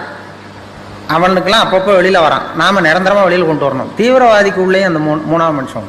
இப்போ இந்த இதில் மதுரையில் இமாம் அலி, ஐதர் அலின்னு 2 தீவிரவாதிகள் போலீஸையே சுட்டுவிட்டு ஓடி வந்தாங்க. போலீஸ்காரர் செத்து போட்டார். தப்பிக்கிறதுக்காக உயிருக்கு பயந்து ஓடி வராங்க. பின்னாடி துப்பாக்கியோடு ஓடி வருது போலீஸ். அப்போ அந்த பைபாஸ் ரோடு வழியாக வராங்க. வர்றப்போ அப்போ தான் ஸ்கூல் விட்டு சின்ன குழந்தைகள்லாம் தள்ளாடி முதுகில் பொசம் விட்டு வெளியில் வந்திருக்கு. ஸ்கூல் விடுற நேரம் இவன் துப்பாக்கிகளை துரத்திட்டு போகிறாங்க 2 தீவிரவாதிகளை. அப்போ இந்த பரபரப்பில் 2 பிள்ளைங்க தடுமாறி கீழே விழுந்துட்டு தான். அப்போ அந்த உயிருக்கு பயந்து ஓடிட்டு இருக்கிற அந்த தீவிரவாதிகள் இமாம் அலியும் ஐதர் அலியும் இந்த கீழே விழுந்த குழந்தைகளை தூக்கி கொண்டு போய் ஓரத்தில் வச்சுட்டு அப்புறம் ஓடினான். அதுதான் மூணாவது மனுஷன். இந்த மூன்றாவது மனிதனை அடையாளம் கண்டுகொள்ளுங்கள் அப்படிங்கிறது தான் இங்கே நாம் அதுக்காக தான் இந்த இவ்வளவு முயற்சியெலாம் நடக்கிறது. நமக்குள்ளே ஒருத்தர் இருக்கிற அந்த மூன்றாவது மனிதனை அடையாளம் கண்டுபிடிச்சி வெளியில் கொண்டு வரணும். அப்போ தான் அதை கண்டுபிடிச்சிட்டா உலகம் இன்பமயமாக இருக்குங்கிறது தான் இது. வேறு கடவுள் அங்கே எங்கே தேடிட்டு இருக்கா? உள்ளே இருக்கிற அவன் தான் கடவுள். உள்ளே இருக்கிறான் பாருங்கள், அந்த மூணாவது மனுஷன் அவன் தான் அந்த இறைவன் கட்டான். இப்போ வந்து மதம் தான் ரொம்ப கடவுளுக்காக கவலைப்படுறது. மனுஷன் கூட கவலைப்படுறதில்ல, மதங்கள் தான் அதிகமாக கடவுளை பற்றி கவலைப்பட்டு ஒருத்தனுக்கு என்ன, ஒருத்தருக்கு ஒரு அப்பா தானே இருக்க முடியும். ஒருத்தன் அந்த அதோ போகிறாரு, அது யாரான்னு கேட்குறீங்க. ஒரு பையனை எங்கள் அப்பாங்கிறான். அதோ போகிறாரு, அவர் யாரானா அதுவும் எங்கள் அப்பான்னா சொல்லுவோம். ஆனால் இன்றைக்கி மதவாதிகள், இப்போ நாம் மனிதர்களை தான் சொல்லிகிட்டு இருக்கிறோம். உலகத்தை படைத்தவன் ஒருத்தன் என்ன ஒரு சக்தினா அவனும் அங்கே ஒருத்தர் இருக்கார், இங்கே ஒருத்தர் இருக்கார், அவர் ஒரு அப்பா இவர் ஒரு அப்பான்னு சொல்லிகிட்டு இருக்க முடியாது. ஒரு தெருவில் 2 பேர் சண்டை போட்டுக்கிட்டு இருந்தானோ, ஒருத்தன் மூஞ்சியில் ஒருத்தன் குத்திக்கிட்டு இருந்திருக்கான். ரொம்ப கடுமையாக சண்டை 2 பேருக்கு இடையில, தெருவில் நடுத்தெருவில் சுற்றி நின்று வேடிக்கை பார்க்குது கும்பல், வேடிக்கை பார்க்குது. அப்போ ஒரு பையன் ஒதுங்கி நின்றுருக்கான். அந்த வழியாக வந்தவர் கேட்டிருக்காரு, என்னப்பா அங்கே நடக்குது சண்டை அப்படின்னா, ஒன்றும் இல்லை, எங்கள் அப்பாவுக்கும் இன்னொருத்தருக்கும் சண்டை உள்ற, அதை எல்லோரும் வேடிக்கை பார்க்குறாங்க, நான் ஒதுங்கி நிற்கிறேன், எங்கள் அப்பாவுக்கும் இன்னொருத்தருக்கும் தான் சண்டை நடக்குது உள்றேன்றான் அந்த பையன். அப்போ அந்த விசாரித்த பெரியவர் கேட்டிருக்காரு, சரிப்பா அந்த 2 பேரில் யாரா அவங்க அப்பான்னு கேட்டிருக்காரு. சண்டையே அதுக்காக தான் நடந்துகிட்டு இருக்கு அப்படின்னா. இப்போ நாம் இந்த மதவாதிகள் போடுகிற சண்டைக்கு அதுக்கு என்ன வித்தியாசம் இருக்கு? நாம் போடுற சண்டை அதே மாதிரி சண்டை தான், மதவாதிகள் போடுற சண்டை. அந்த அளவுக்கு வந்து நம்ம மனசை நம்மளுக்கு எடுத்துருக்கு அப்படிங்கிறது தான் மன தூய்மைங்கிறது வேணும். மனசு வந்து எதிலிருந்து விலகி இருக்கிறதோ அதிலிருந்து துன்பம் இல்லை அப்படின்னு திருவள்ளுவர் சொல்லுது. எனக்கு நிம்மதி வேணும், சந்தோஷம் வேணும்னு ஒரு பெரியவர்கிட்ட வந்தான் ஒருத்தன் ஆசிரமத்தை தேடி. எனக்கு நிம்மதியே கிடைக்க மாட்டேங்குது, நீ படுறா, உனக்கு என்ன காரணம் சொல்கிறேன்னு ராத்திரி இங்கே படு, காலையில் உனக்கு சொல்கிறேன் அப்படின்னு படுக்க வச்சார். படுக்கையெல்லாம் கொடுத்து பெட்டு தலைவெல்லாம் கொடுத்தாரு. படுத்து தூங்கினான் நிம்மதியாக. மறுநாள் எழுந்திரிச்சான். இவர் வந்தார், அந்த குரு வந்து எழுந்துடுறா அப்படின்னா எழுந்திரிச்சான். அந்த தலைவனையை தூக்குனார். தலைவனை தூக்குனா உள்ளேருந்து ஒரு நல்ல பாம்பு படம் எடுக்குது. இவரே கொண்டு வந்து வச்சிருக்காரு ராத்திரி நல்ல பாம்பை. அவன் அப்படியே அலறிட்டு ஓடி வந்துட்டான். அப்போ கேட்டாரான், ஏண்டா ஒரு நல்ல பாம்பை தலைக்கு அடியில் வச்சுக்கிட்டு எப்படி உன்னால் நிம்மதியாக தூங்க முடிஞ்சுது? ராத்திரி பூரா நிம்மதியாக தூங்கியிருக்க, நல்ல பாம்பு உன் தலைக்கு பக்கத்துலேயே இருக்குது, அதை வச்சுக்கிட்டு எப்படிடா நீ தூங்கினேன் அப்படின்னு கேட்டாரான். அது இருக்கிறது எனக்கு தெரியாதுங்க, அதனால் தூங்கினேன், என் மனசு அதிலேருந்து விலகி இருந்தது, அதனால் நிம்மதியாக இருந்தேன் நான். அதுதான் மனது எதிலிருந்து விலகி இருக்கிறதோ அதிலிருந்து நீங்கள் நிம்மதியாக இருப்பீர்கள் அப்படிங்கிறது தான். இதெல்லாம் வந்து மனதை புரிந்து கொள்ளுகிற போது தான் இந்த கருத்தில் நமக்கு தெரியும். மனசை அடக்க நினைக்கிறவனுக்கு இதெல்லாம் தேவையில்லை. அவன் கண்ணையும் காதையும் இது கட்டிகிட்டு இருந்தான்னா போகிறோம், அந்த முயற்சி வேண்டியதில்லை. மனதை புரிந்து கொள்ளுங்கள்னு சொல்கிறது அதுதான். மனதை புரிந்து கொள்ள முயற்சி செய்யுங்கள். என் கூட வேலை பார்க்குறப்போ ஒரு அம்மா இருந்தாங்க. அவங்க எப்போதும் அவங்க வீட்டுக்காரர் படத்தையே வச்சுருப்பாங்க, கையில் பத்திரமா வச்சுருப்பாங்க. அவ்வளவு மரியாதை மதிப்புன்னு சொல்லி நாங்கள்லாம் அவங்கள பெருசாக நினைப்போம். இது எதுக்குமா அவங்க வீட்டுக்காரர் படத்தை பத்திரமா இல்லை கையிலேயே வச்சுருக்கீங்களே, ஆஃபீஸுக்கெல்லாம் எடுத்துகிட்டு வந்து வச்சு அடிக்கடி எடுத்து பார்த்துக்குவாங்க.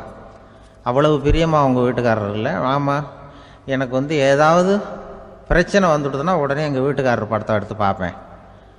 பரவாயில்லையே இப்படி ஒரு இதாக, ஆமாம் இதை பார்த்துட்டு நினச்சிக்குவேன், இதை விட பிரச்சனை வேறு என்ன இருந்துட போகுது உலகத்தில் அப்படின்னு நினச்சிக்குவேன். உடனே எனக்கு எல்லாம் போயிடும் அப்படின்ட்டு தான். அப்படி ஒரு அம்மா இருந்தாங்க, இப்போவும் இருக்காங்க, வேலை பார்த்துக்கிட்டு இருக்காங்க. அப்படிலாம் நீங்கள் இருக்கிற தாய்மார்கள் பெண்கள் யாராவது அப்படி கூட பண்ணலாம். எப்போதுமே உங்கள் வீட்டுக்காரர் படத்தை கையில் வச்சுக்கோங்க. அது ஒரு யோசனை, குடும்பம் குதூகலமாக இருக்கிறதுக்கு அது ஒரு யோசனை.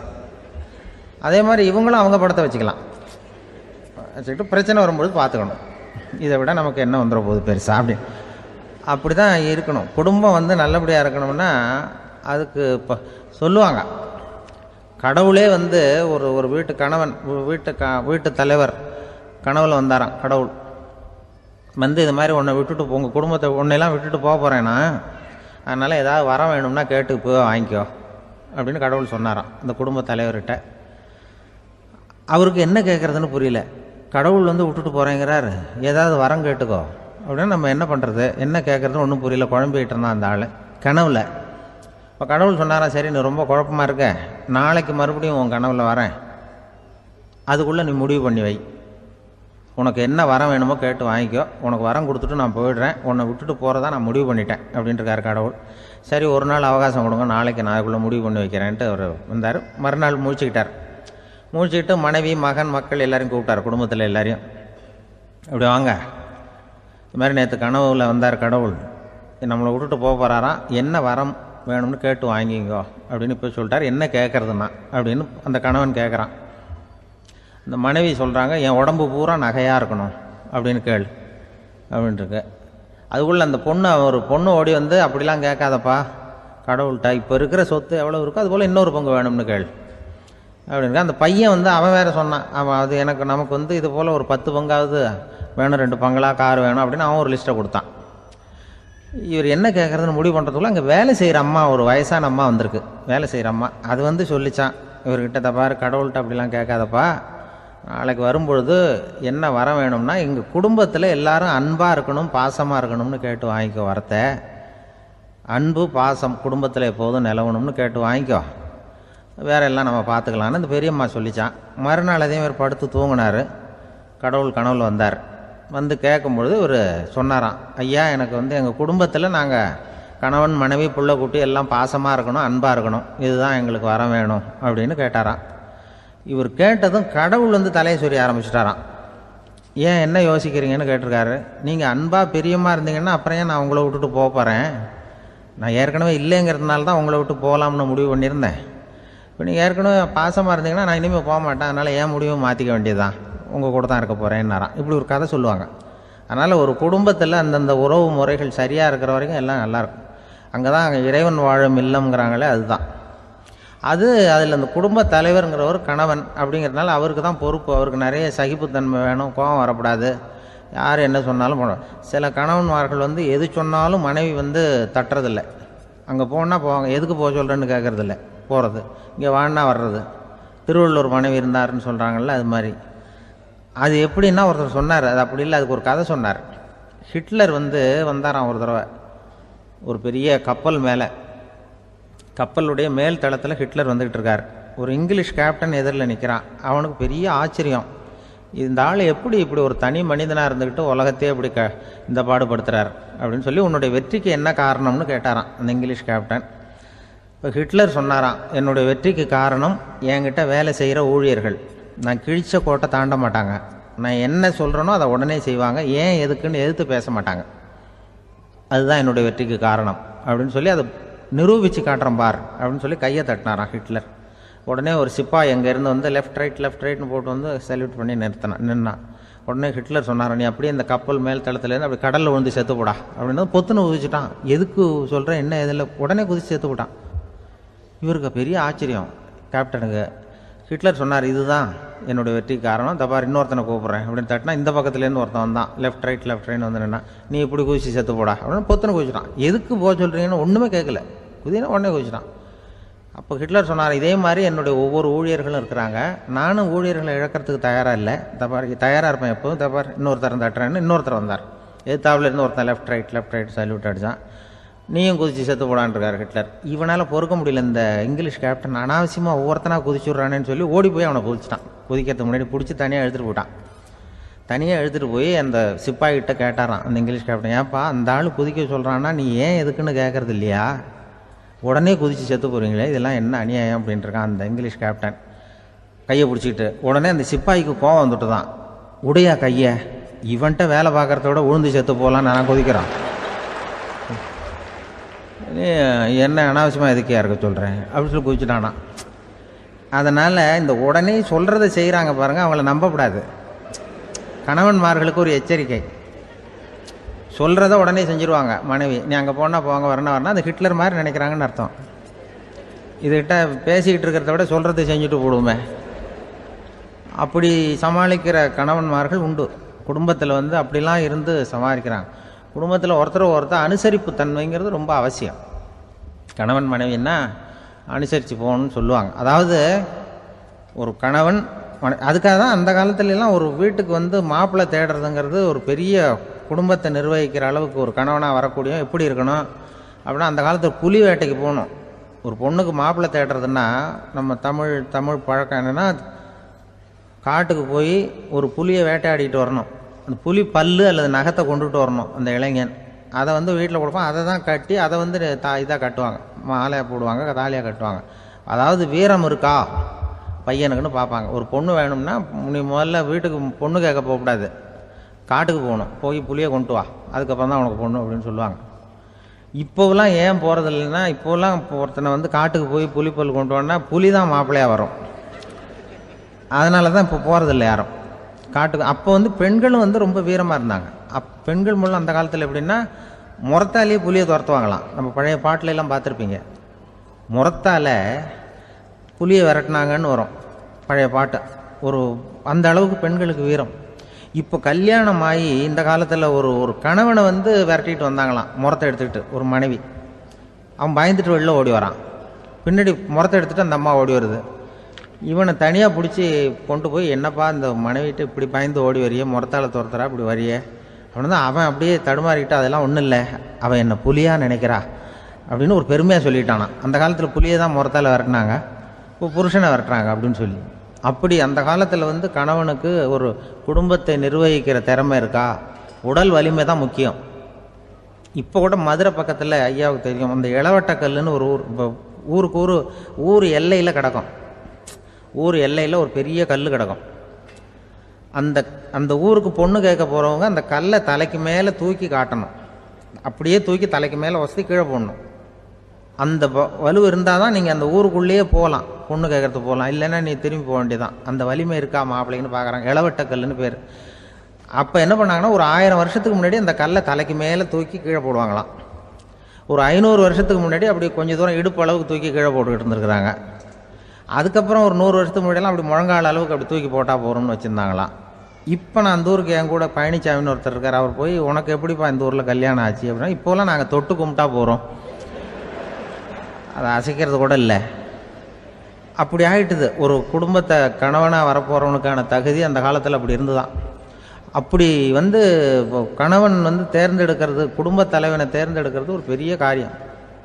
ஒரு பெரிய செல்வந்தர் போட்டி வச்சாராம். ஒரு நீச்சல் குளம், அதில் யார் வேணாலும் குதித்து அந்த பக்கம் போய் கரையேறலாம். அந்த நீச்சல் குளத்தில் விஷப்பாம்புலாம் கிடக்கு.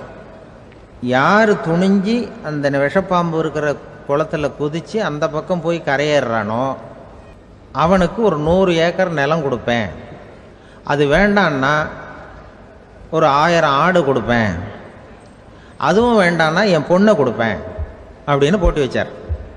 அதான் மாப்பிள்ளையை தேர்ந்தெடுக்கிறதுக்கு அவர் ஒரு வழி, நீச்சல் குளத்தில் குதிச்சு கரையேறணும். இப்போ அந்த ஊரில் இருக்கிற இளைஞர்கள்லாம் வந்து பார்க்குறாங்க அந்த குளத்தில் குதிக்கணும்னு. ஆனால் குளத்தில் ஒரு விஷப்பாம்புலாம் கிடக்கு. இது என்ன பண்ணுறதுன்னு பார்த்தா யாருமே குதிக்கிறதுக்கு தைரியம் வரல. திடீர்னு ஒருத்தன் துணிஞ்சு குதிச்சான், படபடன்னு அடிச்சுட்டு போய் அந்த பக்கம் கரையேறிட்டான். கரையேறின உடனே பரவாயில்லையே ஒரு ஆள் வந்துட்டான்னு சொல்லி அவனை அந்த இளைஞனை போய் பிடிச்சிட்டு வந்தாங்க. அந்த பெரியவர் கேட்டார், ஏப்பா இவ்வளவு பெரிய விஷப்பாம்பெல்லாம் கிடக்கிற நீச்சல் குளத்தில் நீ துணிஞ்சு குதித்து கரையேறி இருக்கிற, உனக்கு என்ன 1000 ஏக்கர் நிலம் கொடுத்துறவா, 100 ஏக்கர் நிலம் கொடுக்கவா சொல்கிறப்படி அப்படின்னா, வேண்டாம் சார்ன்றான். ஓஹோ அப்படின்னா ஒரு 1000 ஆடு வேணுமா உனக்கு அப்படின்னா, அதுவும் வேண்டாம் சார். ஓ அப்படின்னா என் பொண்ணு வேணுமா அப்படின்னா, அதுவும் வேண்டாம் சாருங்கிறான். அப்புறம் எதுக்குடா குதிச்சுன்ட்டு, என்ன உனக்கு என்ன தான் வேணும் அப்படின்னு கேட்டிருக்கார். என்னை எவன் பிடிச்சி தள்ளி விட்டவன்னு தெரியணும் அப்படின்றான். அதுக்காக அவன் பார்த்துருக்கான். அப்படி இருந்தால் தான் துணிச்சல் வரும் இந்த காலத்தில். எதுக்கு இவ்வளவு சங்கடம்லாம் வச்சாங்கன்னா, ஒரு குடும்பத்துக்கு தலைவராக வர வேண்டிய ஒரு ஆள், கணவனாக இருக்க வேண்டியவனுக்கு துணிச்சல் இருக்கா, தைரியம் இருக்கா அப்படிங்கிறது பார்க்கறதுக்காக இப்படிப்பட்ட தேர்வு முறைகள்லாம் வச்சுருந்தாங்க அந்த காலத்துலலாம். இப்போலாம் கல்யாணம் பண்ணுறது ஆளுக்கு நேரில் பார்க்காமலே கூட கல்யாணம் நடக்குது இன்டர்நெட்டில். இப்போ சர்டிஃபிகேட் கேட்குறாங்க, நோய் நொடி இல்லாமல் இருக்காரா பார், காட்டுக்கெலாம் போக வேண்டாம், நேராக ஆஸ்பத்திரிக்கு போய் ஒரு சர்டிஃபிகேட் வாங்கிட்டு வா, உனக்கு ஒன்றும் வியாதி இல்லைன்னு ப்ரூவ் பண்ணு, அதுக்கப்புறம் பார்த்துக்கலாம், மற்றதை பேசுவோம் அப்படின்னு சொல்லி அப்படி இருக்குது நிலைமை. அதனால் குடும்பத்தில் வந்து அந்த கணவனாக இருக்கிற வேண்டியவனுக்கு பொறுப்பு அதிகம். ஏன்னா எல்லாத்தையும் அனுசரித்து போக வேண்டியதாக வந்தான். அப்படி தான் இருக்குது. அந்த கணவன் மனைவிக்குள்ளே விட்டு கொடுக்கறது அதெல்லாம் பற்றி நிறைய எல்லாரும் ஏற்கனவே நம்ம புலவர்கள்லாம் பாடியிருக்காங்க. எல்லோரும் சொல்லுவாங்க, ஒரு கணவன் ஒரு குழந்தை பிறந்து தான் ஒரு வீட்டில், அந்த குழந்தைக்கு என்ன பேர் வைக்கிறதுங்கிறது ஒரு தகராறு. இந்த குழந்தைக்கு என்ன பேர் வைக்கிறதுங்கிறதுல தகராறு வந்துடுது. யார்? கணவனுக்கும் மனைவிக்கும். அவன் என்ன சொல்கிறான், எங்கள் அப்பா பேரை தான் வைக்கணுங்கிறான் அவன். இந்த அம்மா என்ன சொல்லுது, இல்லை எங்கள் அப்பா பேரை தான் வைக்கணும் அப்படிங்குது. காலையிலேருந்து சண்டை, தகராறு. எதிர்த்த வீட்டுக்காரன் பார்த்தான், இது என்ன காலையிலேருந்து எதிர்த்த வீட்டில் தகராறு நடக்குது, என்னென்னு போய் கேட்டிருக்கான். என்னம்மா உங்களுக்கு உள்ள தகராறு, காலையிலேருந்து பார்த்தேன் அப்படின்னா. ஒன்றும் இல்லைம்மா, எங்கள் குழந்தைக்கு பேர் வைக்கிறதுல எங்களுக்கு உள்ளே ஒத்து போக முடியல, நான் எங்கள் அப்பா பேரை வைக்கணுங்கிறேன், அந்த அம்மா அவங்க அப்பா பேரை வைக்கணுங்குது, அதுதான் எங்களால் குடும்பத்தில் ஒரு நிம்மதி இல்லாமல் இருக்கிறோம், தகராறு பண்ணிகிட்ருக்கோம் அப்படின்னு நானா. அப்போ எதிர்த்த வீட்டுக்காரன் சொல்லியிருக்கான், எதிர்த்த வீட்டுக்காரன்னு நான் எதுக்கு இருக்கிறேன், நான் பஞ்சாயத்து பண்ணி வைக்கிறேன், உங்களுக்குள்ளே என்ன இது பேர் தானே வைக்கணும், ஏன்ப்பா உங்கள் அப்பா பேர் என்ன அப்படின்னு அவனை கேட்டிருக்கான். எங்கள் அப்பா பேர் சீனிவாசன் அப்படின்ட்டுருக்கான். இந்த அம்மாவை உங்கள் அப்பா பேர் என்னம்மா, கிருஷ்ணன் அப்படின்னு சொல்லி. இவன் யோசிச்சு பார்த்தான், குழந்தைக்கு சீனிவாச கோபாலகிருஷ்ணன்னு பேர் வைங்க போங்க அப்படின்ட்டு போயிட்டான். ஏற்ற விட்டு தீர்த்து வச்சுட்டு போயிட்டான். போனதுக்கப்புறம் இவங்க 2 பேரும் பேசிக்கிட்டாங்க. சரி, இந்த சீனிவாசன் சரி கிருஷ்ணன் சரி, நடுவில் கோபாலன் யார் அவன் சொல்லி அவனை போய் இழுத்துட்டு வந்தான். எழுத்து வீட்டில் போய், அது யாரா, அது இங்கே வா, அது யாரா கோபாலன், அது எங்கள் அப்பா பேர், நீ அதை மட்டும் எதுக்கு விட்டு வைக்கிற, அதையும் சேர்த்து வச்சுட்டு போடான்னு. அதாவது குடும்பத்தில் ஒரு கணவனும் மனைவியும் ஒரு சின்ன விஷயத்தில் கூட ஒத்து போகலன்னா இப்படி தான் ஏற்று வீட்டுக்காரன் பஞ்சாயத்துக்கு வருவான். கோபாலன் குறுக்க வருவான் ஒருத்தன். அப்படி அந்த அனுசரிப்புங்கிறது குடும்பத்தில் ரொம்ப அவசியம். கணவனும் மனைவி அது ஒன்றுக்கு மேலே இந்த கல்யாணம் பண்ணிக்கிறாங்கள், அது ரொம்ப அவஸ்தை. ஒருவனுக்கு ஒருத்திங்கிறது நம்ம இதெல்லாம் சொல்கிறது. ஒன்றுக்கு மேற்பட்ட திருமணங்கள் சங்கடத்தில் தான் கொண்டு விடும். நிறைய சொல்லுவாங்க. உலகத்திலேயே ஒரு பெரிய இது என்ன தெரியுங்களா, இயற்கை நிர்ணயம் பண்ணுது. இப்போ நம்ம சில பேருக்கு எனக்கு பொம்பளை பிள்ளை வேண்டாம் ஆம்பளை பிள்ளை வேண்டான்னு சொல்லி இந்த ஸ்கேன் பண்ணி என்னென்னவோ பண்ணிகிட்டு இருக்கிறாங்கல்ல. ஆனால் இயற்கை அந்த 50-50 ரேஷியோவை அது மெயின்டைன் பண்ணிகிட்ருக்கு. இந்த உலகத்தில் ஒரு அதிசயமான உண்மை என்னென்னா, 116 ஆம்பளை பிள்ளை பிறந்தா 100 பொம்பளை பிள்ளை பிறகுதான். உலக அளவில் 116 ஆம்பளை பிள்ளை பிறந்தா 100 பொம்பளை பிள்ளை பிறகுது. இது எதுக்கு 16 அதிகமாக பிறக்குதுன்னா, அந்த வாலிப வயசு அடையிறதுக்குள்ளே 16 செத்து போகுது. 16 அங்கங்கே ஓடுறது, கொஞ்சம் முரட்டுத்தனமாக போகிறதுனால செத்து போகுது. அந்த 50-50 இந்த ஒருத்தருக்கு ஒருத்தங்கிற ரேஷியோவை இயற்கை மெயின்டைன் பண்ணிகிட்டு இருக்கு. அது ஒரு பெரிய அதிசயம். அதை விட பெரிய அதிசயம் என்னென்னா, இந்த உலக யுத்தம் நடந்தது இல்லை, முதல் உலக யுத்தம், 2வது யுத்தம், அப்போ பார்த்துருக்குறாங்க, கணக்கு எடுத்துருக்குறாங்க. அந்த யுத்தம் முடிஞ்ச பிறகு 116 ஆம்பளை பிள்ளைக்கு பதிலாக 160 170 பிறக்க ஆரம்பிச்சுதான். 100 பெண் குழந்தைக்கு 170 180 ஆண் குழந்தை. இது எதுக்குன்னா, அந்த போரில் செத்து போகுதில்ல ஆம்பளை பிள்ளைகள், அதை ஈடுகட்டுறதுக்காக அதிகமாக பிறக்க ஆரம்பிச்சிருக்கு. அந்த அளவுக்கு இயற்கை ஒரு பெரிய ரேஷியோவை மெயின்டைன் பண்ணுது. அதாவது ஒருவனுக்கு ஒருத்திங்கிறத அது சொல்லிகிட்டு இருக்கு. புறாவெல்லாம் வளர்த்திங்கன்னா, நான் கூட புறா வளர்த்துருக்குறேன் ஊரில். புறா வளர்த்திங்கன்னா ஒரு தடவைக்கு 2 முட்டை தான் விடும் ஒரு வீட்டுக்கு. அந்த 2 முட்டையும் குஞ்சு பறிச்சுன்னா அதில் ஒன்று ஆணாக இருக்கும், ஒன்று பொண்ணாக இருக்கும். அது எந்த முட்டை ஆண் எந்த முட்டை பெண்ணுங்கிறத இயற்கை நிர்ணயம் பண்ணுது. அதை நம்ம மாற்றவே முடியாது. 2ஐயும் அந்த பெண்ணாவோ 2ஐயும் ஆணாவோ மாற்ற முடியாது நம்ம. அதனால் அந்த இயற்கையை புரிஞ்சுக்கிட்டு நாம் நடந்துக்கணும். அதனால தான் ஒரு கணவன் ஒரு மனைவி, அதான் ஒருத்தருக்கு ஒருத்தங்கிறது. ஒன்றுக்கு மேலேனா சங்கடம் தான். ஒரு பஸ்ஸில் ரெண்டு பெண்கள் வந்துக்கிட்டு இருந்தாங்களாம். பஸ்ஸு பிரயாணம். 2 பெண்கள் பக்கத்தில் உட்காந்துருக்காங்க. அந்த கண்டக்டரை கூப்பிட்ருக்காங்க, இங்கே வாயா அப்படின்னு அந்த ஒரு அம்மா கூப்பிட்ருக்கு. என்னம்மா அப்படின்ட்டுருக்கார். இந்த ஜன்னலை திறந்து விட்டு போ அப்படின்னு. சரின்னு பக்கத்தில் இருந்த ஜன்னலை திறந்து விட்டு அவர் போயிட்டார். பக்கத்தில் இருந்தம்மா உடனே இங்கே வாயா மறுபடியும் வாயான்னு கூப்பிட்ருக்கு. என்ன இந்த ஜன்னலை மூடிவிட்டு போ அப்படின்ட்டுருக்கு. மூடிவிட்டு போனார். மறுபடியும் அந்த முன்னாடி கூப்பிட்டது வாமா வாயான்னு மறுபடியும் கண்டக்டரை கூப்பிட்டு, என்ன இந்த பார், இந்த ஜன்னலை நீ மூடி வச்சின்னா நான் மூச்சு திணறி செத்து போடுவேன். அப்புறம் உடனே பக்கத்தில் இருந்தம்மா தபாரியா அந்த அம்மா பேச்சை கேட்டுட்டு நீ திறந்து வச்சின்னா நான் குளிர் தாங்காமல் செத்து போடுவேன் அப்படின்ட்டு அவர் தலையை பிச்சுக்கிறார் கண்டக்டர். என்னடா பெரிய ரொம்ப போச்சேன்னு, கொஞ்சம் தூரம் பிரயாணம், இதில் கூட அட்ஜஸ்ட் பண்ணி போகக்கூடாதா அப்படின்னு.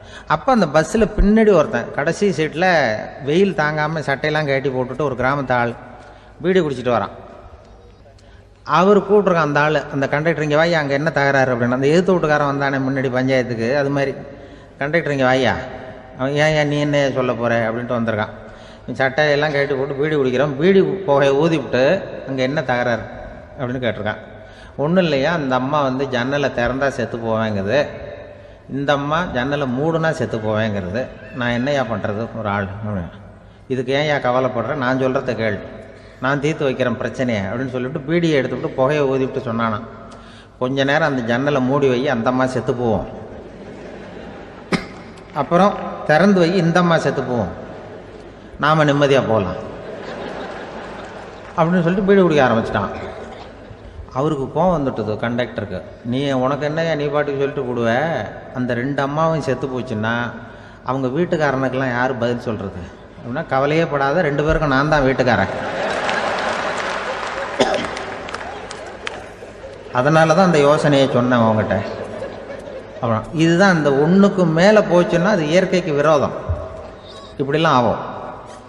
அதனால தான் அவன் அவ்வளவு ஒன்றுமே வேண்டான்ட்டு கடைசி பெஞ்சில் போய் சீட்டில் உட்காந்துக்கிட்டான். அப்படி அது இயற்கையை புரிஞ்சுக்கிட்டு வாழணுங்கிறது முக்கியம். குடும்பத்தில் வந்து கணவனுடைய பங்கு என்ன, மனைவியினுடைய பங்கு, குழந்தை குட்டிகள்லாம் சொல்லுவாங்க, அப்படி இருக்கணும். கணவன்கிறவனுக்கு நிறைய சகிப்புத்தன்மை தேவைப்படுது. நம்மளில் சில பேர் ரொம்ப தைரியமாக இருப்பாங்க. நாம் கூட சொல்கிறது உண்டு, அந்த ஆளுகிட்ட வர்றதுக்கு யமன் கூட பயப்படுவான் அப்படின்னு சொல்கிறது உண்டு. தைரியசாலிகளை நெருங்கிறதுக்கு யமன் பயப்படுவான் அப்படின்னு சொல்கிறது உண்மை தான், அது பொய் இல்லை. மன வலிமை இருக்குது பாருங்கள், அது மனுஷனை காப்பாற்றும். இது வந்து மருத்துவ ரீதியான உண்மை. உடல் கோளாறுகள் மன ஆரோக்கியத்தை பாதிக்கும். மன எழுச்சி, மன போராட்டம் இதெல்லாம் வந்து உடல் இயக்கத்தில் மாறுதலை உண்டாக்குது. சில வகையான நோய்களுக்கும் மனசுக்கும் இருக்கிற சம்பந்தம் என்னங்கிறத பற்றியெல்லாம் இப்போ ஆராய்ச்சி பண்ணுறாங்க. ஆஸ்மா, மூட்டு வலி, பெருங்குடல் அழற்சி, உயர் இரத்த அழுத்தம், சோரியாசிஸுங்கிற தோல் வியாதி, வயிற்று புண்ணு, இந்த தைராய்டு நச்சுத்தன்மை, இது மாதிரி நோய்களை உண்டாக்குறதுல மனசோட பங்கு என்னங்கிறத பற்றியெல்லாம் ஆய்வு பண்ணி பார்த்துருக்குறாங்க. எதுக்கு எடுத்தாலும் சோர்ந்து போகிறது, தோண்டு போகிறது, இப்படிப்பட்ட மனவாகு, அதோட யாரும் நமக்கு உதவ முடியாது அப்படிங்கிற மனோபாவம், கைவிடப்பட்ட மனநிலைமை, இதெல்லாம் வந்து நோயோட தீவிரத்தை ரொம்ப அதிகரிக்க செய்யுதான். இவங்கெல்லாம் அந்த கைகால் வலிக்குது, உடம்பு அசதியாக இருக்குது, தூக்கம் வரல, முதுகு வலிக்குது, உடம்பில் வந்து உணர்ச்சி குறையுது, கைகால் விரல்லாம் மரத்து போகுது, இப்படி ஏதாவது சொல்லிக்கிட்டு டாக்டர்களை தேடி வந்துக்கிட்டு இருப்பாங்க. நெஞ்சு வலி வந்து யாருக்கு வருது தெரியுமா? பதற்றம், போட்டி மனப்பான்மை, அளவுக்கு அதிகமான வேகம், துடிப்பு, பேராசை, இதுலேயும் கட்டுப்பாடு, நேரம் தவறாமை, அப்புறம் இதெல்லாம் வந்து உள்ள மனவாக உள்ளவங்க இருக்கிறாங்கல்ல, அவங்க பெரும்பாலும் நெஞ்சு வலிக்கு ஆளாயிடுறாங்களாம். ஃப்ரீட்மேன் அப்படிங்கிறவர் நிறைய ஆராய்ச்சியெல்லாம் பண்ணி பார்த்துட்டு இதை உறுதிப்படுத்தியிருக்கிறார். அவர் பண்ணின ஆராய்ச்சியில் என்னெல்லாம் தெரிய வந்தது தெரியுமா? பொறுப்பு அதிகம் உள்ளவங்களுக்கு கண்டிப்பாக ரத்த அழுத்தம் வரும், அதிகமாக இருக்குமா. அதே மாதிரி கண்டிப்பாக இருக்கிறாங்கல்ல, அவங்களுக்கும் ரத்த அழுத்தம் அதிகரிக்குமா. ரத்த அழுத்தம் தனக்கு அதிகமாக இருக்குங்கிறத தெரிஞ்சுக்கிட்டவங்க தலைவலி, மயக்கம், இந்த தலை சுத்தல், அசதி, இது மாதிரியான உணர்வுகளை வந்து அவங்களுக்கு வந்துடும், அது மாதிரி உணர்வு. ஆனால் உண்மை என்ன தெரியுமா? இதெல்லாம் வந்து ரத்த அழுத்தத்தினால இல்லை, ரத்த அழுத்தம் கட்டுப்பாட்டுக்குள்ளே இருந்தால் கூட இவங்க இப்படி நினைக்கிறாங்களாம். இதுக்கு காரணம் மனசு தான் அப்படிங்கிறார் அவர். சில பேர் எப்படி தெரியுமா? ஒருத்தர் வந்து மாரடைப்பால் இறந்து போனார் அப்படின்னு கேள்விப்பட்டால் போதும், இறந்து போகிறதுக்கு காரணம் இதயம்தான் அப்படிங்கிற பீதியால், இதய தளர்ச்சி அப்படிங்கிற மனநோயால் பாதிக்கப்படுறார். இவங்கெல்லாம் அடிக்கடி தங்களுடைய இதய பகுதியை தொட்டு பார்த்துக்குவாங்க, நாடியை பிடிச்சி பார்த்துக்குவாங்க, அடிக்கடி மூச்சை உள்ளுக்கு இழுத்து வெளியில் விட்டு வலி வருதா அப்படின்னு பார்த்துக்கிட்டு இருப்பாங்க. வேறு எங்கேயாவது வலிச்சா கூட நெஞ்சை வலிக்குதா அப்படின்னு பார்ப்பாங்க. நெஞ்சு வலிக்குதுன்னு கூட சில பேர் சொல்ல ஆரம்பிச்சிருவாங்க. ஆஸ்மாவுக்கும் மனசுக்கும் சம்பந்தம் உண்டு. தீர்வு காண முடியாத மன போராட்டங்கள் எல்லாத்துக்கும் அடுத்தவங்களையே சார்ந்து இருக்கிற மனநிலை, இதெல்லாம் ஆஸ்மாவினுடைய தீவிரத்தை வந்து அதிகப்படுத்திடும். பயம், இது எப்படின்னா என்ன நடக்குமோங்கிற பதற்ற நிலை, அப்புறம் இந்த பயம், இதெல்லாம் வந்து சுவாசித்தலை வந்து அதிகரிக்க செய்யுது இல்லையா. இதனால் இரத்தத்தின் காரத்தன்மை அதிகமாகி நோயின் தீவிரமும் அதிகமாகுது. மன போராட்டம், மனக்கவலை, மன இறுக்கம், இதெல்லாம் வந்து தோல் வியாதியை தூண்டி விடுதான்.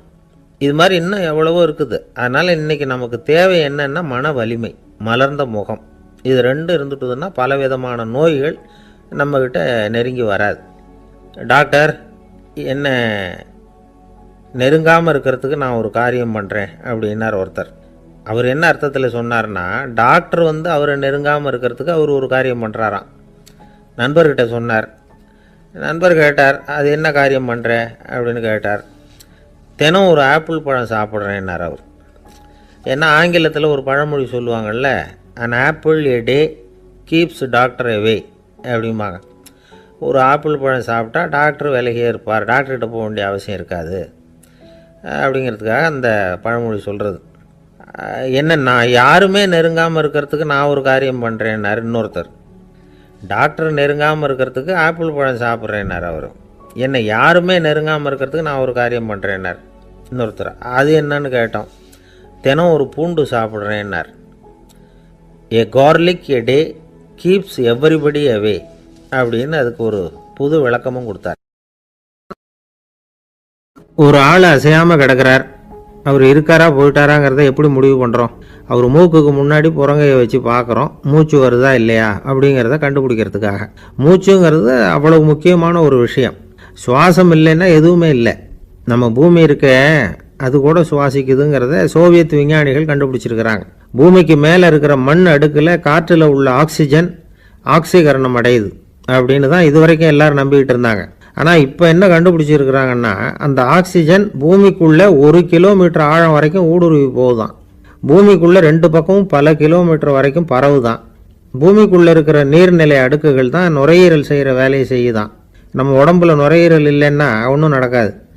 ஒரு மரத்தை தலைகீழாக தொங்க போட்டால் எப்படி இருக்கும்? அப்படி யோசிச்சு பாருங்கள். அப்படி தான் இதுவும், நுரையீரலும் அப்படி தான் இருக்கும். வலது பக்கம் ஒன்று, இடது பக்கம் ஒன்று. வலது பக்கம் நுரையீரல் கொஞ்சம் பெருசாக இருக்கும், நுட்பமான நரம்பு குழாய்கள் அதில் இருக்கும். கோடிக்கணக்கான நுண்ணிய குழாய்களை வச்சுக்கிட்டு தான் அது வேலை செய்யுது. 25 கோடி குழாய்கள் இருக்கும். அதை அப்படியே முழுசாக பிரித்து பரப்புனா ஒரு டென்னிஸ் கோர்ட்டில் பாதி பரப்பளவு இருக்குமா. நுரையீரல் நிறம் கருஞ்சிவப்பு தான். புகை அதிகமாக உள்ளே போச்சுன்னா அது கருப்பாயிடுது. காற்றுல உள்ள பிராணவாயுவை இது இழுத்து எடுத்துக்கிட்டு ரத்தத்தை சுத்தப்படுத்துகிற முக்கியமான வேலையை இது செய்யுது. அசுத்த காற்றை வெளியில் அனுப்பி வச்சுருது. ஒருத்தர் வேகமாக ஓடி வரார், அவருக்கு மூச்சு இறைக்கும். பயங்கரமாக எதையாவது பார்த்து விடுறார், உடனே மூர்ச்சை ஆகிடுவார். இது மாதிரி சமயங்களில் வேறு எந்த தூண்டுதலும் இல்லாமல் நுரையீரல் தானாகவே இயங்கும். இப்படி ஒரு அவசியம் ஏற்படுறப்போ இயக்கத்தை தூண்டி விடுற முக்கியமான இணைப்பு மூளைக்கு கீழே முதுகு எலும்புக்கு மேற்பகுதியில் இருக்குது. அது உடனே சுவாசத்துக்கு அவசர உதவியை கொடுக்குது. இப்போ ஒருத்தர் பேசாமல் உட்காந்துருக்கார். இந்த சமயத்தில் அவருக்கு 1 பங்கு காற்று தேவைப்படுதுன்னு வச்சுக்கோங்க. அவர் எழுந்திரிச்சு நடக்கும்பொழுது 1.5 மடங்கு தேவைப்படும். ஓடினார்னா 3 மடங்கு தேவைப்படும். படுத்துருக்கிறப்ப 1/2 மடங்கு தான் தேவைப்படும். இதுக்கு நிமிஷத்துக்கு 16 தடவை மூச்சு விட்டாகணும். இப்படி சாதாரணமாக உள்ளே இழுக்கிற காற்று கொஞ்சம்தான் இருந்தாலும் இது மாதிரி 8 மடங்கு காற்றை உள்ளே இழுத்து வச்சுக்கிற சாமர்த்தியம் நுரையீரலுக்கு இருக்குதான். தண்ணி, நுண்கிருமிகள், ரசாயன பொருள் இப்படி எது உள்ளே போனாலும் நுரையீரல் சமாளிச்சுக்கும். 30 வருஷமாக விடாத